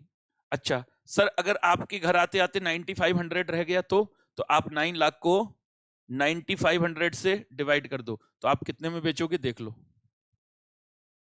9 लाख डिवाइडेड बाई 9,500, तो आप 94.73 में बेचकर अपनी 9 लाख की रिकवरी कर लोगे। मतलब आपने एक डिसाइड कर लिया मेरे को 9 लाख की रिकवरी करनी है कस्टमर से। अगर 10,000 लीटर पेट्रोल आ जाता तो 90 रुपए के हिसाब से बेच देता, लेकिन घर आते आते 9,000 रह जाएगा, मेरे को पहले पता है, तो 100 रुपीज के हिसाब से बेच दूंगा। 95 आ जाता है तो 94 के हिसाब से बेच दूंगा। लेकिन पेट्रोल जब हम मुंबई से दिल्ली लेकर आ रहे थे, तो पेट्रोल जो आपने देखा होगा, जो ट्रक होते हैं जिसमें पेट्रोल को फिल किया जाता है और फिर यहाँ पर लाकर अनलोड किया जाता है, या जो है मतलब उसको अनफिल किया जाता है। तो जो जो ऊपर जब हम पेट्रोल को फिल करते हैं ना, तो उसके ऊपर एक काफी बड़ा ढक्कन होता है जो हमें कसना पड़ता है ताकि पेट्रोल इवापोरेट ना हो। अब मान लीजिए किसी ने वो ढक्कन को ढीला छोड़ दिया, ढीला छोड़ दिया। अब वहां से हम चले 10,000 पेट्रोल लेकर, ये ढक्कन ढीला होने की वजह से घर आते आते 5,000 लीटर का पेट्रोल रह गया, यानी 5,000 लीटर पेट्रोल रह गया। समझे? यानी 5,000 लीटर इवापोरेट हो गया। अगर नॉर्मली ऐसा होता है कि 9,000 रह जाता है तो 1,000 नॉर्मल लॉस होता है, लेकिन ये तो 5,000 रह गया। तो इसमें से 1,000 अगर मैं नॉर्मल मान भी लूं तो 4,000 ये जो लॉस है ना, ये एबनॉर्मल लॉस है। अब इसकी रिकवरी आप कस्टमर से नहीं कर सकते भाई, इतना महंगा थोड़ी ना कस्टमर आपसे खरीद लेगा। आप कहो कि 9 लाख डिवाइडेड बाई 5,000 अब कर दो और 180 रुपए लीटर आप पेट्रोल बेचोगे, ऐसा नहीं होता। तो इसलिए एबनॉर्मल लॉस की रिकवरी आप कस्टमर से नहीं कर सकते, नॉर्मल लॉस की रिकवरी कस्टमर से होती है। और वो कस्टमर को भी पता होता है कि अगर कंपनी को छोटे मोटे जो नॉर्मल लॉस होते हैं उसकी रिकवरी मेरे से ही होती है, लेकिन एबनॉर्मल लॉस का अगर आपको मतलब एबनॉर्मल लॉस हुआ है तो या तो उसकी रिकवरी इंश्योरेंस से होगी, और अगर आपने इंश्योरेंस नहीं करवाया है तो इन दैट केस आपको खुद ही उस लॉस को बियर करना पड़ेगा। तो जैसे अगर मान लीजिए मैं कहता हूं मैं 10,000 पेट्रोल लेकर चलता हूं, 10,000 लीटर, और मुझे पता है 9 लाख की मेरे को रिकवरी करनी है कस्टमर से, तो आप मानकर चलते हो कि 1,000 लीटर तो नॉर्मल लॉस हो जाता है। अब घर आते आते वो 5,000 लीटर रह गया, तो यहां पर हम कहेंगे 9 लाख को अभी आप जो डिवाइड करोगे ना वो 9000 से करोगे और 100 रुपए लीटर के हिसाब से पेट्रोल बेचोगे, समझे? 100 रुपए लीटर के हिसाब से पेट्रोल बेचोगे, लेकिन आप 5000 लीटर ही पेट्रोल बेच पाओगे, तो आपकी रिकवरी जो होगी ना वो 5 लाख रुपए होगी। और जो 4000 लीटर आपका एबनॉर्मल लॉस हो गया, ये 4 लाख रुपए इसको आपको पीएनएल में भेजना पड़ेगा। ये आपका लॉस है, ये नॉर्मल लॉस नहीं है, ये एबनॉर्मल लॉस है। मतलब ये है कि इसकी रिकवरी या तो इंश्योरेंस कंपनी से होगी अगर आपने इंश्योरेंस करवा रखा है, या फिर इसकी रिकवरी होगी ही नहीं, ये आप ही को लॉस बियर करना पड़ेगा। ठीक है, तो यहां पर देखिए लिखा हुआ है, क्या लिखा हुआ है कि एग्जाम्पल के बाद लिखा है these are not insurable losses, so recovery is made from customers by increasing price of goods. Customer से रिकवरी करते हो प्राइस बढ़ाकर। ठीक है, अब सवाल उठता है सर हम पहचानेंगे कैसे कि लॉस हमारा एबनॉर्मल है या नॉर्मल है, हम कैसे पहचानेंगे इस बात को? तो देखो क्वेश्चन में अगर गिवन है loss by fire, loss by theft, accidental loss, goods damage हो गया, फ्लड से नुकसान हो गया, अगर आपको सिर्फ शॉर्टेज भी दे रखा है, शॉर्टेज ऑफ गुड्स, तो इसको भी आप क्या मानना? एबनॉर्मल। नॉर्मल कैसे मानोगे? आपको बोलते लीकेज हो गया, ड्राइनेस हो गया, इवापोरेशन हो गया, इस पिलफ्रिज हो गया। पिलफ्रिज को कभी कभी एबनॉर्मल भी माना जाता है। तो अगर क्वेश्चन में आपको बोल दे कि पिलफ्रिज एबनॉर्मल है, तब आप उसको एबनॉर्मल मानना। या पिलफ्रिज के अगेंस्ट कोई इंश्योरेंस क्लेम मिला है, तो फिर इंश्योरेंस क्लेम हमेशा एबनॉर्मल के अगेंस्ट ही मिलता है। तो इन दैट केस पिलफ्रिज भी आपका क्या माना जाएगा? एबनॉर्मल माना जाएगा। लेकिन अगर जनरली कुछ ना दिया हो पिलफ्रिज के बारे में, तो हम हमेशा मानकर चलना कि ये नॉर्मल लॉस है। अपना जो मतलब एजम्पशन भी दे देना कि पिलफ्रिज को हमने नॉर्मल लॉस मान लिया है, क्योंकि कई जगह पिलफ्रिज को एबनॉर्मल भी मान लेते हैं। लेकिन पिलफ्रिज ऐसा लॉस है जो लगातार होता रहता है, थोड़ा थोड़ा थोड़ा थोड़ा थोड़ा थोड़ा, इसलिए इसको नॉर्मल माना जाता है। हाँ, एक लेवल से अगर ज्यादा हो जाए तो फिर ये एबनॉर्मल भी हो सकता है। ठीक है, तो एबनॉर्मल लॉस की जो रिकवरी होगी वो इंश्योरेंस कंपनी से होती है नॉर्मली, अगर आपने इंश्योरेंस करवा रखा है। और नॉर्मल लॉस की रिकवरी आपको कस्टमर से करनी पड़ती है रेट बढ़ाकर, उसकी रिकवरी इंश्योरेंस कंपनी से नहीं होती। तो ये तो मतलब था कि नॉर्मल लॉस और एबनॉर्मल लॉस होते क्या हैं। अब हम बात करते हैं इनका अकाउंटिंग ट्रीटमेंट क्या होता है। तो अब अकाउंटिंग ट्रीटमेंट पहले पढ़वाने से पहले जरा आपको समझा दूं। पहले मैं एबनॉर्मल लॉस का ट्रीटमेंट समझाता हूं। एबनॉर्मल लॉस का ट्रीटमेंट समझना। एबनॉर्मल लॉस का ट्रीटमेंट समझने से पहले आपको अपने हर क्वेश्चन में यह बात देखनी होगी कि जो हम ब्रांच स्टॉक अकाउंट बनाते हैं वो कॉस्ट पर बना रहे हैं या इनवॉइस वैल्यू पर बना रहे हैं। पहले तो आपको यह देखना पड़ेगा। अगर मैं ब्रांच स्टॉक अकाउंट कॉस्ट पर बनाता हूं तो एबनॉर्मल लॉस का ट्रीटमेंट सुनो क्या होगा। एबनॉर्मल लॉस की जो कॉस्ट होगी वो स्टॉक अकाउंट में क्रेडिट कर दो, स्टॉक अकाउंट के क्रेडिट साइड में लिख दो। एंट्री होगी abnormal loss debit to stock account, यानी ब्रांच स्टॉक अकाउंट कॉस्ट पर। ठीक है, मतलब अगर ब्रांच स्टॉक अकाउंट कॉस्ट पर बना रहे हो और आपको एबनॉर्मल लॉस हो जाता है, तो उस एबनॉर्मल लॉस को उठाइए और स्टॉक अकाउंट के क्रेडिट साइड में लिख दीजिए बाई एबनॉर्मल लॉस करके, उसकी जो कॉस्ट है। एंट्री होगी abnormal loss account debit to branch stock account. फिर उसके बाद इस एबनॉर्मल लॉस को उठाइए और ब्रांच पीएनएल के डेबिट में लिख दीजिए, ब्रांच पीएनएल के डेबिट में लिख दीजिए। एंट्री होगी branch PNL account debit to abnormal loss account, branch PNL debit to abnormal loss account. तो ट्रीटमेंट सुन लो। अगर ब्रांच स्टॉक अकाउंट मैं कॉस्ट पर बनाता हूं तो एबनॉर्मल लॉस की कॉस्ट ब्रांच स्टॉक अकाउंट के क्रेडिट साइड में जाएगा और ब्रांच पीएनएल अकाउंट के डेबिट में जाएगा। पहली एंट्री होगी abnormal loss account debit to branch stock account और फिर PNL account debit to branch to abnormal loss account, ये एंट्री बनेगी। अगर इस एबनॉर्मल लॉस के अगेंस्ट कोई इंश्योरेंस क्लेम आपको मिला है तो वो insurance claim profit and loss account के क्रेडिट साइड में आ जाएगा और एंट्री होगी insurance claim debit to profit and loss account और आप प्रॉफिट एंड लॉस अकाउंट के यानी ब्रांच पीएनएल जो बनाते हो उसके क्रेडिट साइड में लिख दोगे बाई इंश्योरेंस क्लेम करके, बाई इंश्योरेंस क्लेम करके। समझ में आ रही है बात? यानी ब्रांच स्टॉक अकाउंट अगर कॉस्ट पर बनाते हो तो आपको क्या करना है, ब्रांच स्टॉक अकाउंट के क्रेडिट साइड में लिखोगे by branch by abnormal loss account. फिर प्रॉफिट एंड लॉस अकाउंट में लिखोगे टू एबनॉर्मल लॉस। मतलब एबनॉर्मल लॉस जो है वो ब्रांच स्टॉक अकाउंट के क्रेडिट साइड में आएगा और ब्रांच पीएनएल अकाउंट के डेबिट में आएगा।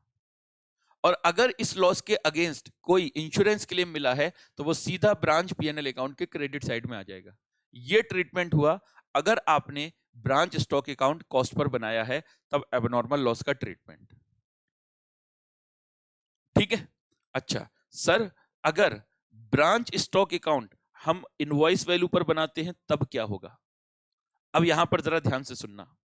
मान लो एबनॉर्मल लॉस हुआ है 1 लाख रुपए की इनवॉइस वैल्यू का, और इसके अंदर जो लोडिंग है मान लो वो है 20,000। 20,000 इसके अंदर लोडिंग है। ठीक है।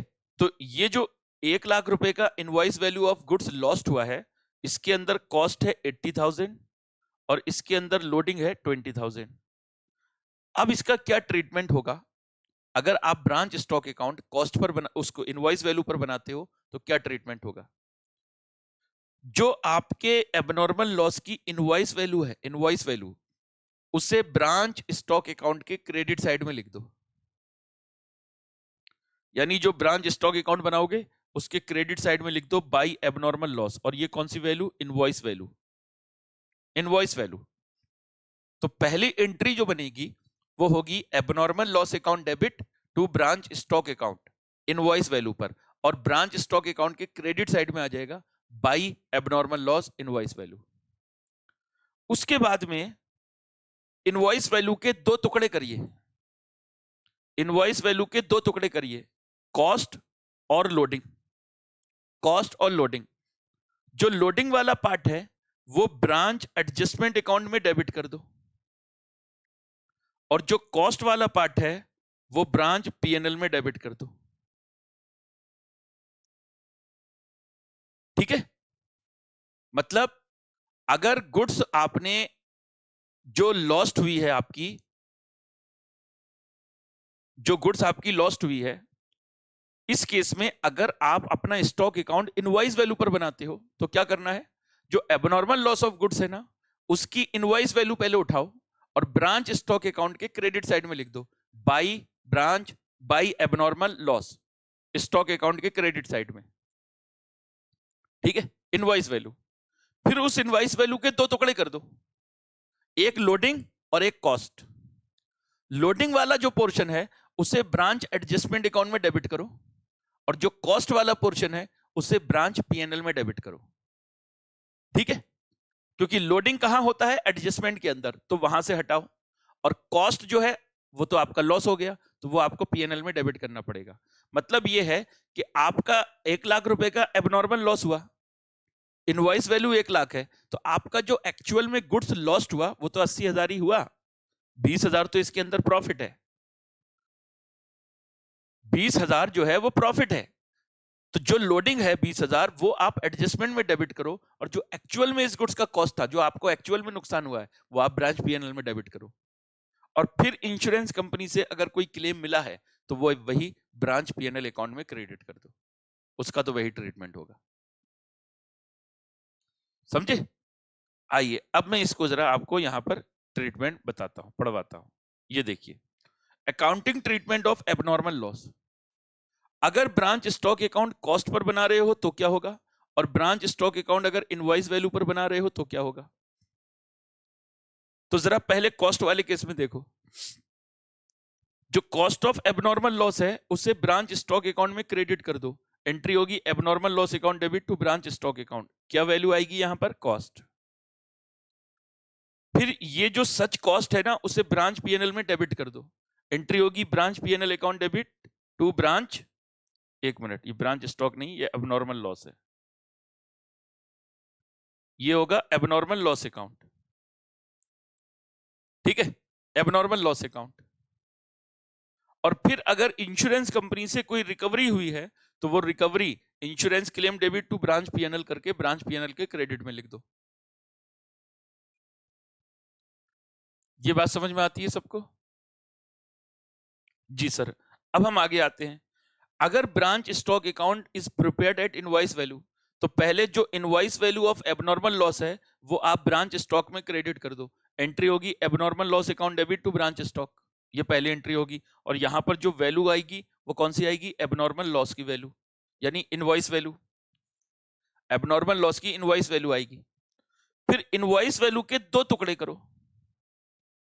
Invoice value of abnormal loss will be divided between loading and amount and cost. Cost is debited to branch PNL, loading amount will be debited to branch adjustment. और एंट्री क्या होगी? Branch PNL debit cost, branch adjustment debit loading, और to abnormal loss invoice value. और अगर कोई insurance company से claim मिला है तो बच्चों उसकी सेम एंट्री बनेगी, यानी insurance claim account debit to branch PNL account. ये आपकी सेम एंट्री हो गई।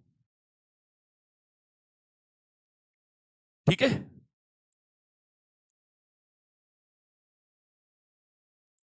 उम्मीद है ये बात सबके समझ में आई होगी।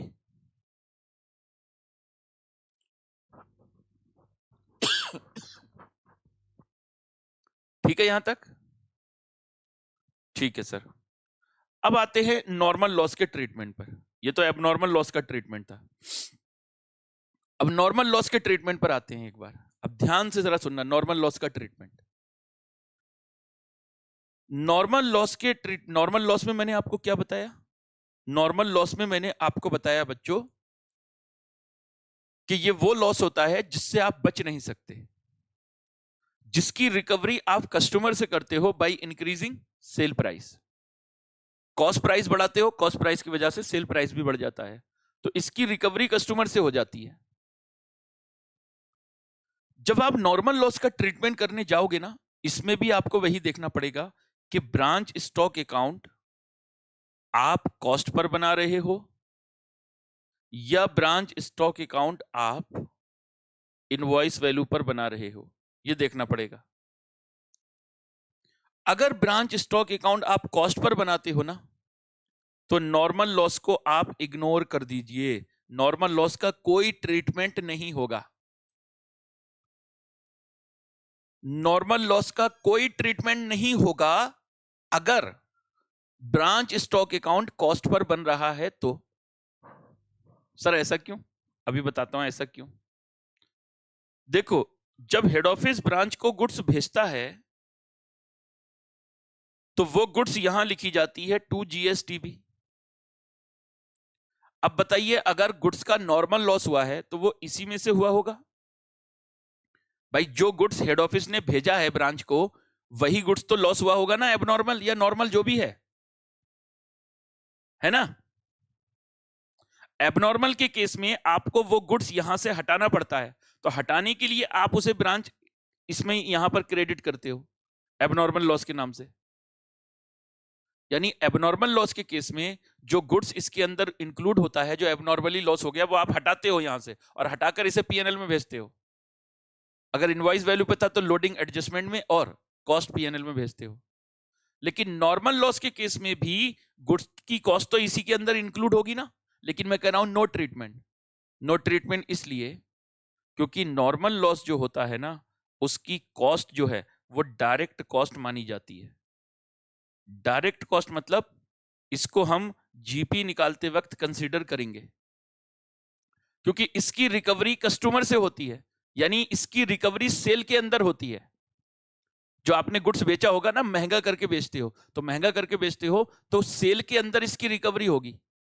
तो कॉस्ट ऑलरेडी इसके अंदर इंक्लूड है, तो आपको कॉस्ट हटाने की जरूरत नहीं है। और इसकी रिकवरी आप जब यहां पर सेल लिखते हो ना, तो सेल के अंदर इस नॉर्मल लॉस की रिकवरी इंक्लूड होगी, क्योंकि आपने कस्टमर को जब गुड्स बेचा होगा तो सेल प्राइस बढ़ाकर बेचा होगा। अब सेल प्राइस बढ़ाकर बेचा होगा तो बताइए इसकी रिकवरी सेल के अंदर होगी ना। तो नॉर्मल लॉस की रिकवरी सेल के अंदर होती है और नॉर्मल लॉस की कॉस्ट जीएसटीवी के अंदर होती है, तो आपको कुछ करने की जरूरत ही नहीं है। एबनॉर्मल लॉस के केस में चूंकि एबनॉर्मल लॉस की रिकवरी सेल के अंदर नहीं होती, इसलिए इसकी कॉस्ट यहां नहीं रख सकते आप। सेल के अंदर जो भी रिकवरी मौजूद है ना, उसी की कॉस्ट इधर आएगी। अब एबनॉर्मल लॉस की रिकवरी आप कस्टमर से नहीं करते, तो सेल के अंदर एबनॉर्मल लॉस की रिकवरी नहीं होती, इसलिए एबनॉर्मल लॉस की कॉस्ट यहां से बाहर करके उसे पीएनएल में डेबिट करते हैं, और उसके अगेंस्ट जो इंश्योरेंस कंपनी से रिकवरी होती है वहां उसको क्रेडिट कर देते हैं रिकवरी। यहां पर नॉर्मल लॉस की रिकवरी इस सेल के अंदर है, कॉस्ट इसके अंदर ऑलरेडी इंक्लूड है, तो इंक्लूड रहने दो, आपको कुछ नहीं करना, आपको कुछ नहीं करना। तो ब्रांच स्टॉक अकाउंट अगर आप कॉस्ट पर बनाते हो तो नॉर्मल लॉस का ट्रीटमेंट भूल जाओ, नो ट्रीटमेंट, इग्नोर मारो। लेकिन अगर ब्रांच स्टॉक अकाउंट आप इनवॉइस वैल्यू पर बना रहे हो, इन दैट केस जो नॉर्मल लॉस है ना, नॉर्मल लॉस है, उसकी इनवॉइस वैल्यू जो होगी ना, वो पहले ब्रांच स्टॉक अकाउंट के क्रेडिट साइड में लिख दो बाई नॉर्मल लॉस करके। मतलब जो ब्रांच स्टॉक अकाउंट आप बनाओगे ना इनवॉइस वैल्यू पर, तो आप पहले यहां लिखिए by normal loss invoice value पर, यानी यहां से बाहर करो, यानी जो गुड्स यहां पर था ना उसमें से इसको बाहर करो, और फिर इसे उठाकर सीधा ब्रांच एडजस्टमेंट अकाउंट के, जो ब्रांच एडजस्टमेंट अकाउंट आप बनाओगे ना, उसके डेबिट साइड में लिख दो नॉर्मल लॉस इनवॉइस वैल्यू, बस। अब सर यहां पर ऐसा क्यों किया? देखो यहां पर मैंने आपको क्या बोला, नॉर्मल लॉस की कॉस्ट को हम क्या मानते हैं? नॉर्मल लॉस की कॉस्ट को हम डायरेक्ट कॉस्ट मानते हैं, डायरेक्ट कॉस्ट मानते हैं। अब नॉर्मल लॉस की कॉस्ट को अगर आप डायरेक्ट कॉस्ट मानते हो, तो डायरेक्ट कॉस्ट जीपी निकालने के लिए यूज होती है, और जीपी यहां पर इनवॉइस वैल्यू मेथड में जीपी कहां से निकलता है? जीपी निकलता है ब्रांच एडजस्टमेंट अकाउंट से। तो इसलिए हम उसकी वैल्यू को, नॉर्मल लॉस की वैल्यू को यहां से निकालकर अपने एडजस्टमेंट अकाउंट में ले जाकर डेबिट कर देते हैं। जीपी निकालते वक्त इसको यहां पर कंसीडर कर लेते हैं। समझे? फिर से सुन लो, अगर नॉर्मल लॉस हुआ है और आप ब्रांच स्टॉक अकाउंट कॉस्ट पर बनाते हो, तो आप उसको इग्नोर मार दो, नॉर्मल लॉस को इग्नोर मार दो, क्योंकि उसकी रिकवरी कस्टमर से होती है जो सेल के अंदर इंक्लूड होगी, और उसकी कॉस्ट जीएसटीवी के अंदर इंक्लूड होती है, तो आपको कुछ करने की जरूरत नहीं है। लेकिन अगर नॉर्मल लॉस हुआ है और ब्रांच स्टॉक अकाउंट आप इनवॉइस वैल्यू पर बना रहे हो, तो नॉर्मल लॉस की इनवॉइस वैल्यू पहले ब्रांच स्टॉक अकाउंट के क्रेडिट में लिखो, और फिर उसको उठाकर ब्रांच एडजस्टमेंट अकाउंट के डेबिट में लिख दो to normal loss invoice value को ही। यानी यहां पर वो लोडिंग पार्ट और कॉस्ट पार्ट अलग अलग करने की जरूरत नहीं है। क्यों? क्योंकि देखो, नॉर्मल लॉस का जो इनवॉइस होगा, मतलब जो लोडिंग होगा, वो एडजस्टमेंट में जाएगा, और जो नॉर्मल लॉस का कॉस्ट होगा वो भी एडजस्टमेंट में ही जाएगा। क्यों? क्योंकि नॉर्मल लॉस क्या है? डायरेक्ट कॉस्ट है। भाई आपने एबनॉर्मल लॉस के दो टुकड़े किए, वो दो टुकड़े किए, तो लोडिंग आपने एडजस्टमेंट में लिख दिया और कॉस्ट पीएनएल में लिख दिया। क्योंकि एबनॉर्मल लॉस की जो कॉस्ट होती है ना, वो एक तरीके से इनडायरेक्ट लॉस है, इनडायरेक्ट एक्सपेंसेस की तरह है, वो डायरेक्ट एक्सपेंसेस नहीं है। लेकिन नॉर्मल लॉस की जो कॉस्ट है वो डायरेक्ट एक्सपेंसेस है, वो जीपी निकालने के लिए कंसीडर होता है। तो नॉर्मल लॉस के अगर दो टुकड़े आप करोगे भी, तो इनवॉइस वैल्यू जो लोडिंग वाला पार्ट है वो तो आपका ब्रांच एडजस्टमेंट में ही जाएगा, कॉस्ट वाला पार्ट भी ब्रांच एडजस्टमेंट में जाएगा। इसलिए जब दोनों ही ब्रांच एडजस्टमेंट में जाएंगे तो आपको उसे अलग अलग करने की जरूरत ही नहीं है। ठीक है, जरूरत ही नहीं है। समझ गए? तो ये ट्रीटमेंट होता है नॉर्मल लॉस का। तो यहां देखो जरा, accounting treatment of normal loss when branch stock account is prepared at cost. तो देखिए, no treatment is required because normal loss is a direct cost and it is already included either in cost of opening stock और in cost of GSTV. यानी जो normal loss की cost होगी वो या तो ओपनिंग स्टॉक की cost में इंक्लूड होगा, या फिर जीएसटीवी की कॉस्ट में इंक्लूड ऑलरेडी होगा। और इसकी रिकवरी जो है वो कस्टमर से होती है, तो recovery amount will be already included in sale amount, वो सेल के अंदर ऑलरेडी इंक्लूड है, इसलिए नो ट्रीटमेंट रिक्वायर्ड। लेकिन अगर ब्रांच स्टॉक अकाउंट आप इनवॉइस वैल्यू पर बनाते हो, तो इस केस में normal loss account debit to branch stock account, किस वैल्यू से? इनवॉइस वैल्यू से, और फिर इसी इनवॉइस वैल्यू को ब्रांच एडजस्टमेंट अकाउंट में डेबिट कर दीजिए। तो एंट्री बन जाएगी branch adjustment account debit to normal loss account. तो दोनों का ट्रीटमेंट मेरे हिसाब से अब आप लोगों को समझ में आ जाना चाहिए। समझ में आ गया होगा आपके? क्लियर यहां तक? ठीक है, फिर से एक बार समराइज कर देता हूं। अगर ब्रांच स्टॉक अकाउंट कॉस्ट पर बना रहे हो तो एबनॉर्मल लॉस जो होगा उसकी कॉस्ट ब्रांच स्टॉक अकाउंट के क्रेडिट साइड में आ जाएगी और ब्रांच पीएनएल के डेबिट साइड में चला जाएगा वो। और रिकवरी अगर हुई है इंश्योरेंस कंपनी से तो फिर पीएनएल के क्रेडिट साइड में चला जाएगा। इस केस में नॉर्मल लॉस का कोई ट्रीटमेंट नहीं होगा। अगर ब्रांच स्टॉक अकाउंट कॉस्ट पर बन रहा है तो उसको इग्नोर कर दो। अगर ब्रांच स्टॉक अकाउंट आप इनवॉइस वैल्यू पर बना रहे हो तो पहले एबनॉर्मल लॉस का ट्रीटमेंट देखो। जो भी invoice value of abnormal loss होगा वो ब्रांच स्टॉक अकाउंट के क्रेडिट में लिख दो। फिर उस इनवॉइस वैल्यू के दो टुकड़े करो। Loading part branch adjustment account के डेबिट में लिखो, कॉस्ट पार्ट ब्रांच पीएनएल के डेबिट में लिखो, और जो रिकवरी है इंश्योरेंस कंपनी से वो ब्रांच पीएनएल के क्रेडिट में लिख दो। इस केस में नॉर्मल लॉस का ट्रीटमेंट होगा, ब्रांच स्टॉक अकाउंट के क्रेडिट साइड में उसकी इनवॉइस वैल्यू लिख दो और उसी इनवॉइस वैल्यू को उठाइए और ब्रांच एडजस्टमेंट अकाउंट के डेबिट में लिख दीजिए। ये आपका एबनॉर्मल और नॉर्मल लॉस का ट्रीटमेंट होगा। ठीक है, आइए जरा एक क्वेश्चन है इस पर, मैं आपको ये करवाता हूं, जरा ध्यान से देखो। Head office send goods to branch at cost plus 40%। From following details are provided to you. Opening stock 7 lakh है, goods send to branch 28 lakh है, goods return by branch to head office है 1,40,000, goods return by branch to head office 140, sale है 17,50,000, loss in transit है 70,000, pilferage 28,000 है। फिर कहते हैं recovery from insurance company against loss in transit. तो आप देखो लॉस इन ट्रांजिट 70,000 है, उसके अगेंस्ट इंश्योरेंस कंपनी है 42,000। इंश्योरेंस कंपनी से क्लेम मिला तो इसका मतलब लॉस इन ट्रांजिट तो एबनॉर्मल हो गया, इसमें तो अब कोई दो राय रही नहीं, क्योंकि इंश्योरेंस क्लेम जिसके अगेंस्ट भी मिले तो वो क्या हो जाएगा, वो एबनॉर्मल है। अगर ये बात ना भी दी होती इंश्योरेंस कंपनी वाली तब भी आप लॉस इन ट्रांजिट को एबनॉर्मल ही मानते। पिलफरेज के बारे में कुछ नहीं दे रखा, तो जब पिलफरेज के बारे में कुछ नहीं दे रखा तो आप इसको एज्यूम कर लेना कि ये नॉर्मल लॉस है। ठीक है, क्लोजिंग स्टॉक दे रखा है 15,12,000 और ब्रांच एक्सपेंसेस है 1,20,000। आपसे कहता है स्टॉक अकाउंट बनाओ, good send to branch account बनाओ, ब्रांच एडजस्टमेंट अकाउंट बनाओ, ब्रांच पीएनएल अकाउंट बनाओ, ब्रांच पीएनएल अकाउंट बनाओ। ठीक है, अच्छा इनवॉइस वैल्यू पर गुड्स भेजा है, इसलिए इनवॉइस वैल्यू पर आपको ब्रांच स्टॉक अकाउंट बनाना पड़ेगा। लेकिन अगर मैं आपसे कहूं कि हम पहले अगर कॉस्ट वाला मेथड फॉलो करें और उसके बाद इनवॉइस वैल्यू वाला करें तो कैसा रहेगा? मैं दोनों तरीके से आपको बनाकर दिखाऊंगा। दोनों तरीके से मतलब कॉस्ट के हिसाब से भी, कॉस्ट के हिसाब से भी और इनवॉइस वैल्यू के हिसाब से भी। तो आइए जरा पहले कॉस्ट के हिसाब से करते हैं, फिर इनवॉइस वैल्यू के हिसाब से चलेंगे। देखो बच्चों, आइए सबसे पहले हम यहां पर लिखेंगे व्हेन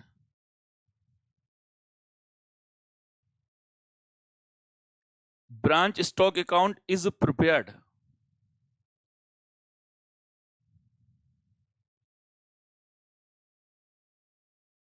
एट कॉस्ट। अगर ब्रांच स्टॉक अकाउंट हम कॉस्ट पर बना रहे हैं तो क्या होगा? 4 अकाउंट आपसे पूछे तो 4 ही बनाना, डेटर वेटर्स अभी इसमें बनाने की जरूरत नहीं है जब नहीं पूछा है तो।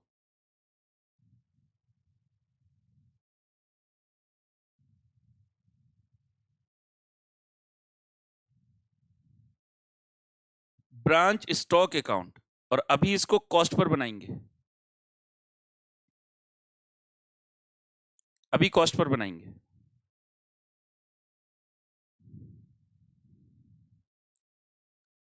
फिर जीएसटीबी अकाउंट,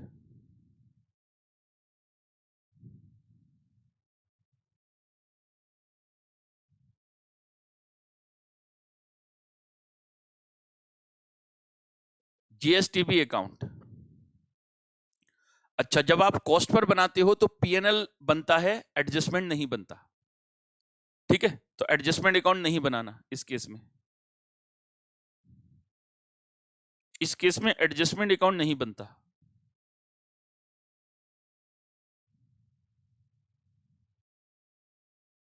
सीधा ब्रांच पीएनएल अकाउंट बनेगा।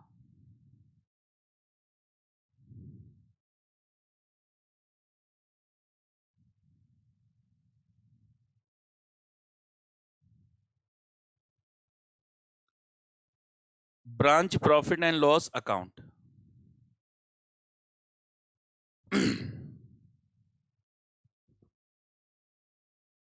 देखो बेटा, सबसे पहले हम यहां लिखेंगे 2 बैलेंस बीडी यानी ओपनिंग स्टॉक, और ओपनिंग स्टॉक दे रखा है 7 लाख, लेकिन ये इनवॉइस वैल्यू पर होगा क्योंकि बोला है क्वेश्चन ने कॉस्ट में 40% ऐड करके आप भेजते हो, तो इसकी कॉस्ट निकालनी पड़ेगी।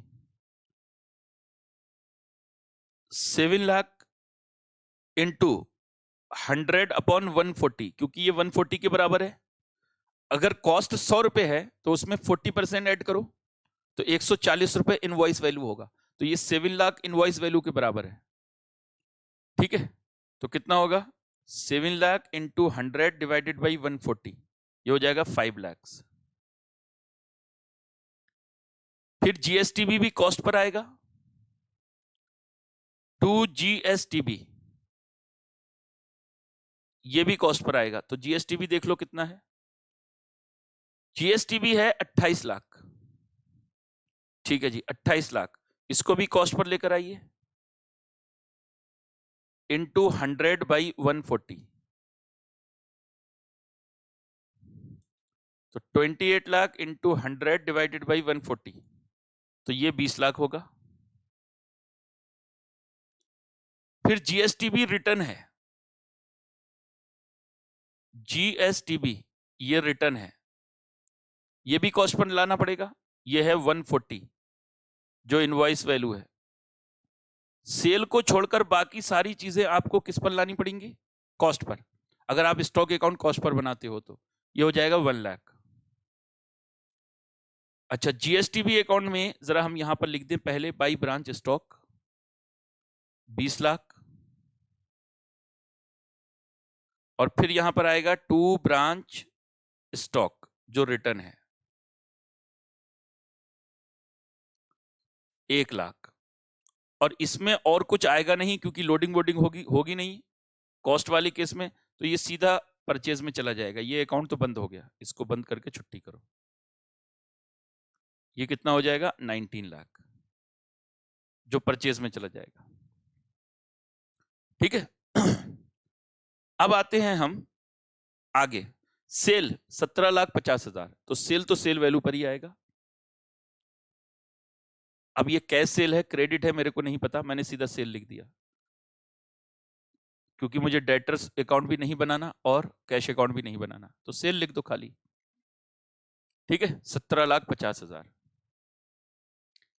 फिर क्वेश्चन ने बोला है loss in transit.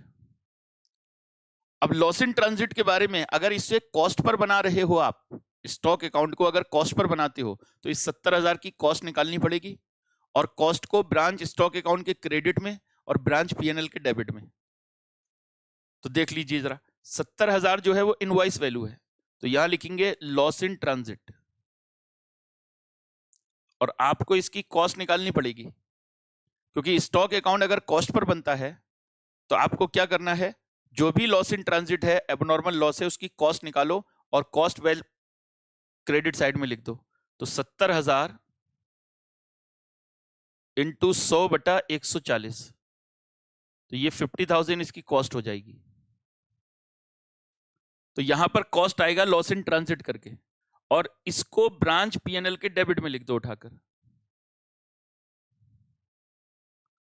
To loss in transit करके।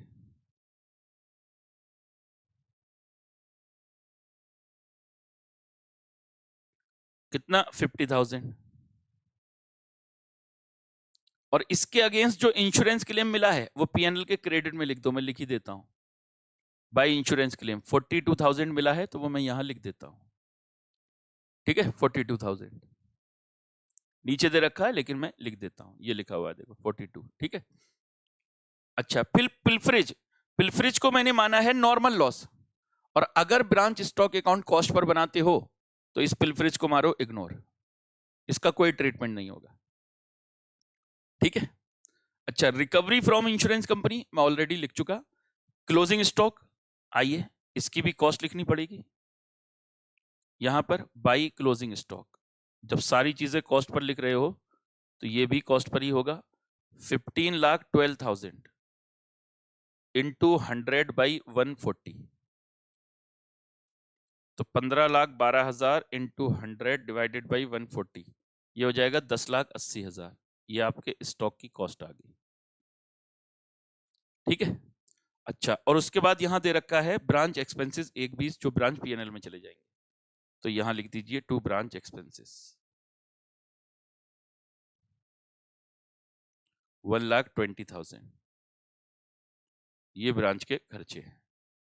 ठीक है, बस अब आपका जीएसटीबी अकाउंट तो बंद हो चुका, बस आप स्टॉक अकाउंट को बंद करके इनका जीपी निकाल लीजिए, क्योंकि कॉस्ट पर कभी भी स्टॉक अकाउंट बनाओगे तो stock account is just like a trading account, तो आप उसका प्रॉफिट निकालिए।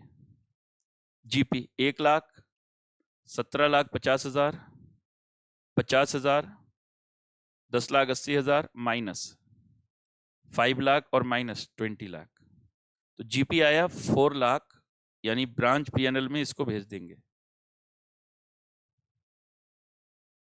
4,20,000,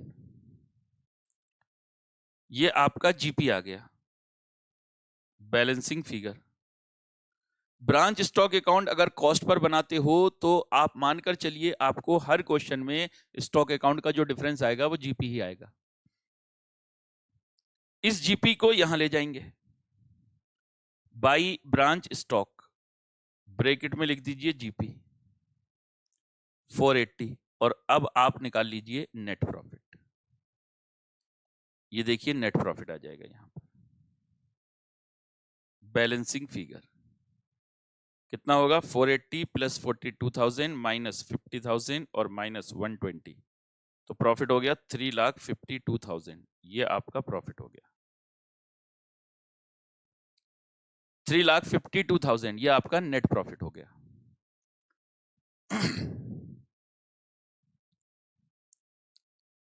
चलिए अब हम बात करेंगे, अगर ब्रांच स्टॉक अकाउंट हम इनवॉइस वैल्यू पर बनाते हैं तो क्या होगा। आइए बेटा, बहुत ही आसान, बहुत ही आसान करते हैं। पहले स्टॉक अकाउंट बनाते हैं,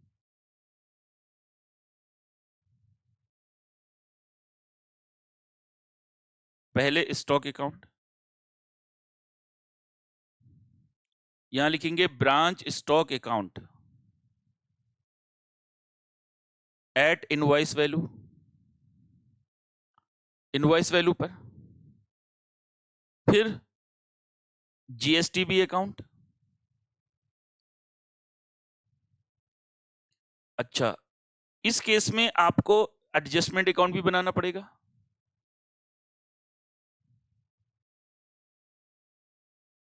जीएसटीबी अकाउंट। इस केस में आपको क्या बनाना पड़ेगा, एक ब्रांच एडजस्टमेंट अकाउंट भी बनाना पड़ेगा।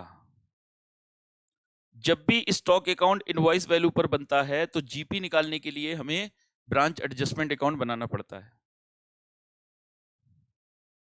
ये आप लोग अब समझ गए होंगे अच्छे से। जी सर। उसके बाद यहां पर आएगा branch profit and loss account,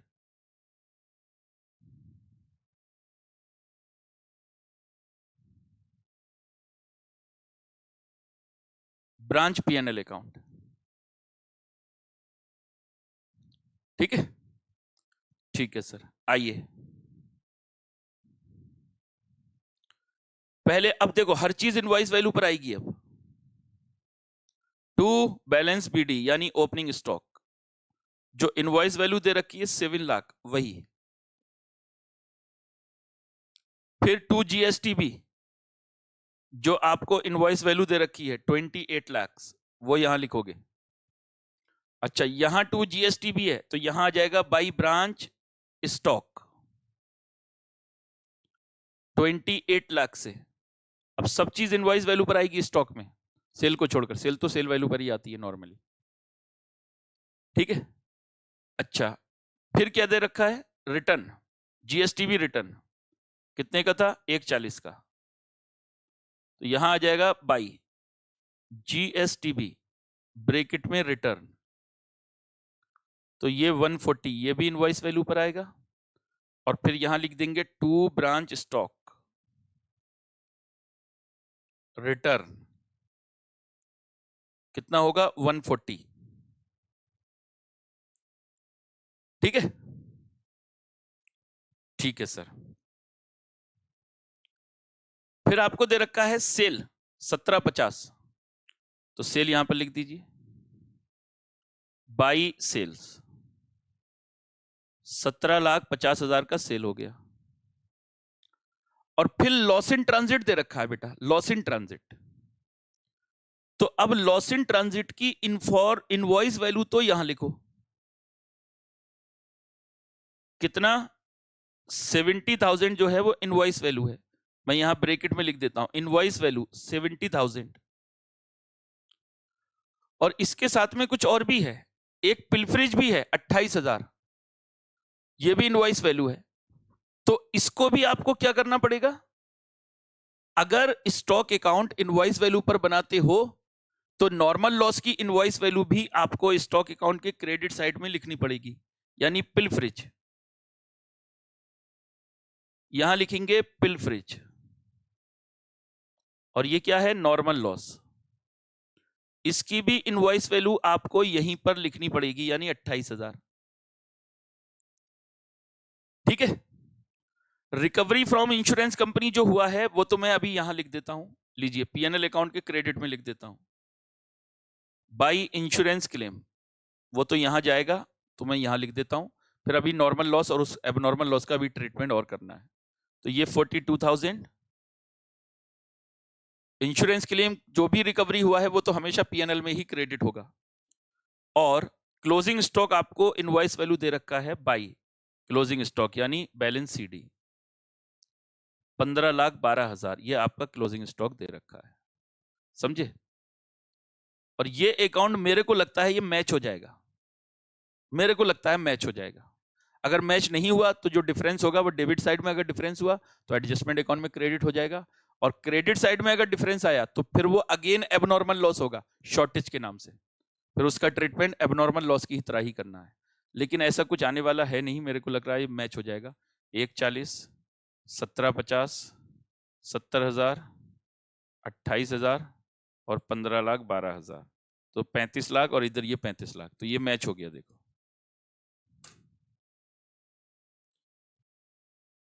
ठीक है जी।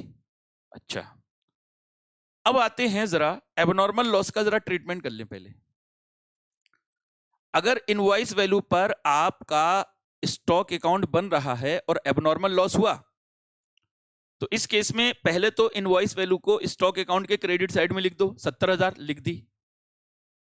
फिर इस 70,000 के दो टुकड़े करो, इसमें एक लोडिंग वाला पार्ट और एक कॉस्ट वाला पार्ट।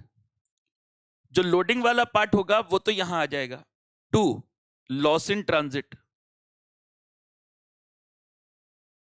और ब्रैकेट में लिखेंगे लोडिंग। जो लोडिंग वाला पोर्शन है वो यहां आ जाएगा,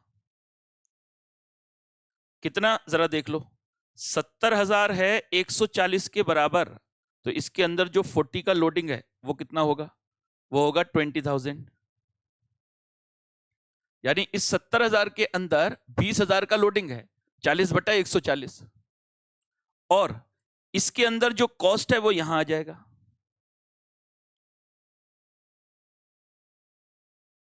लॉस इन ट्रांजिट कितना है, 50,000, ये क्या है, कॉस्ट। ठीक है, कॉस्ट। और इसके अगेंस्ट जो इंश्योरेंस कंपनी से रिकवरी हुई वो इधर आ गया, देखो 42,000 इंश्योरेंस क्लेम करके, ये 42,000 दिख रहा है ये। अब आप आते हैं एबनॉर्मल लॉस के बाद नॉर्मल लॉस। नॉर्मल लॉस मैंने आपको बताया, अगर इनवॉइस वैल्यू पर बना रहे हो तो आपको क्या करना है, जितना नॉर्मल लॉस है उसकी इनवॉइस वैल्यू पहले स्टॉक अकाउंट के क्रेडिट साइड में लिखो 28,000, और फिर इसी को उठाकर ब्रांच एडजस्टमेंट के डेबिट में लिख दो, टू पिलफरिज। ये नॉर्मल लॉस है, इसकी इनवॉइस वैल्यू 28,000 यहां लिख दो, बस खत्म बात। नॉर्मल लॉस और एबनॉर्मल लॉस का ट्रीटमेंट हो गया। अब बस लोडिंग निकालनी है। पहले ओपनिंग स्टॉक के अंदर जितनी लोडिंग होगी वो यहां लिखो, by opening stock reserve.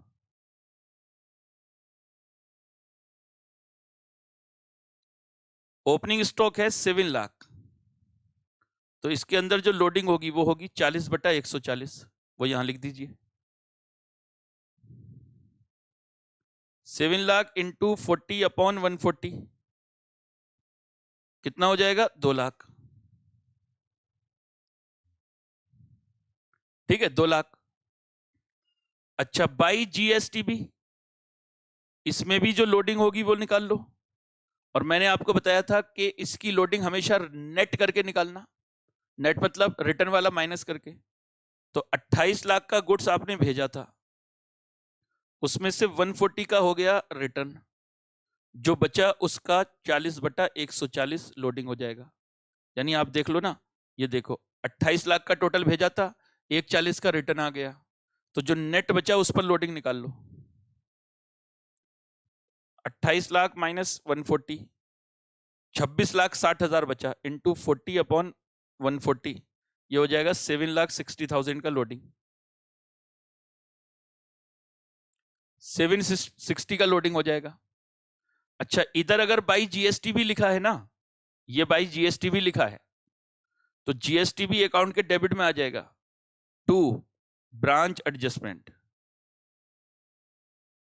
Bracket में लिख देंगे लोडिंग 7,60,000, और ये अकाउंट भी देखो हो जाएगा बंद। इसका जो बैलेंस होगा वो परचेज में चला जाएगा। टू परचेज,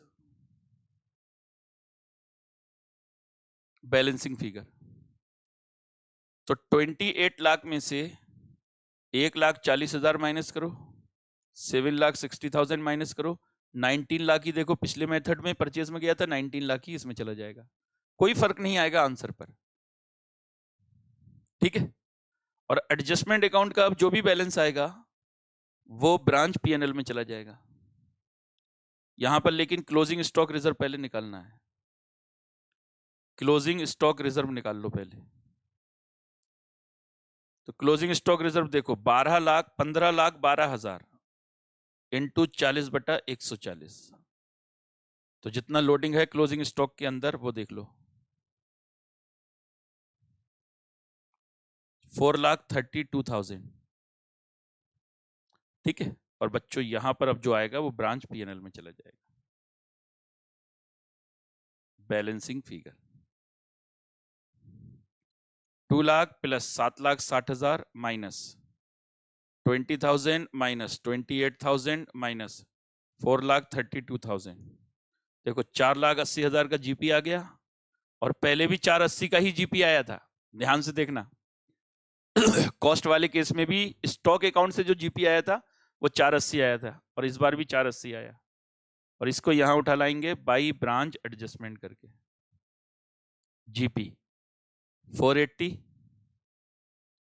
और ब्रांच एक्सपेंसेस 1,20,000।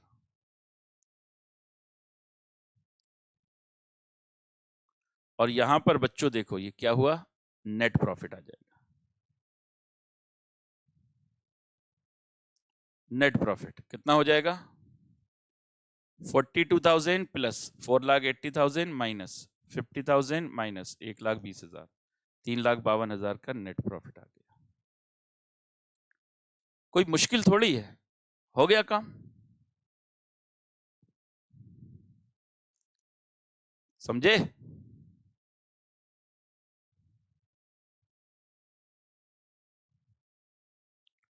ठीक है बच्चों, चलिए मैं आपको जरा कुछ होमवर्क दे दूं। मैंने 2 क्वेश्चन तो होमवर्क दे ही दिए थे आपको, एक क्वेश्चन और होमवर्क दे देता हूं आपको। ये मैं टेलीग्राम चैनल पर और एप्लीकेशन में अपलोड कर दूंगा क्वेश्चन को।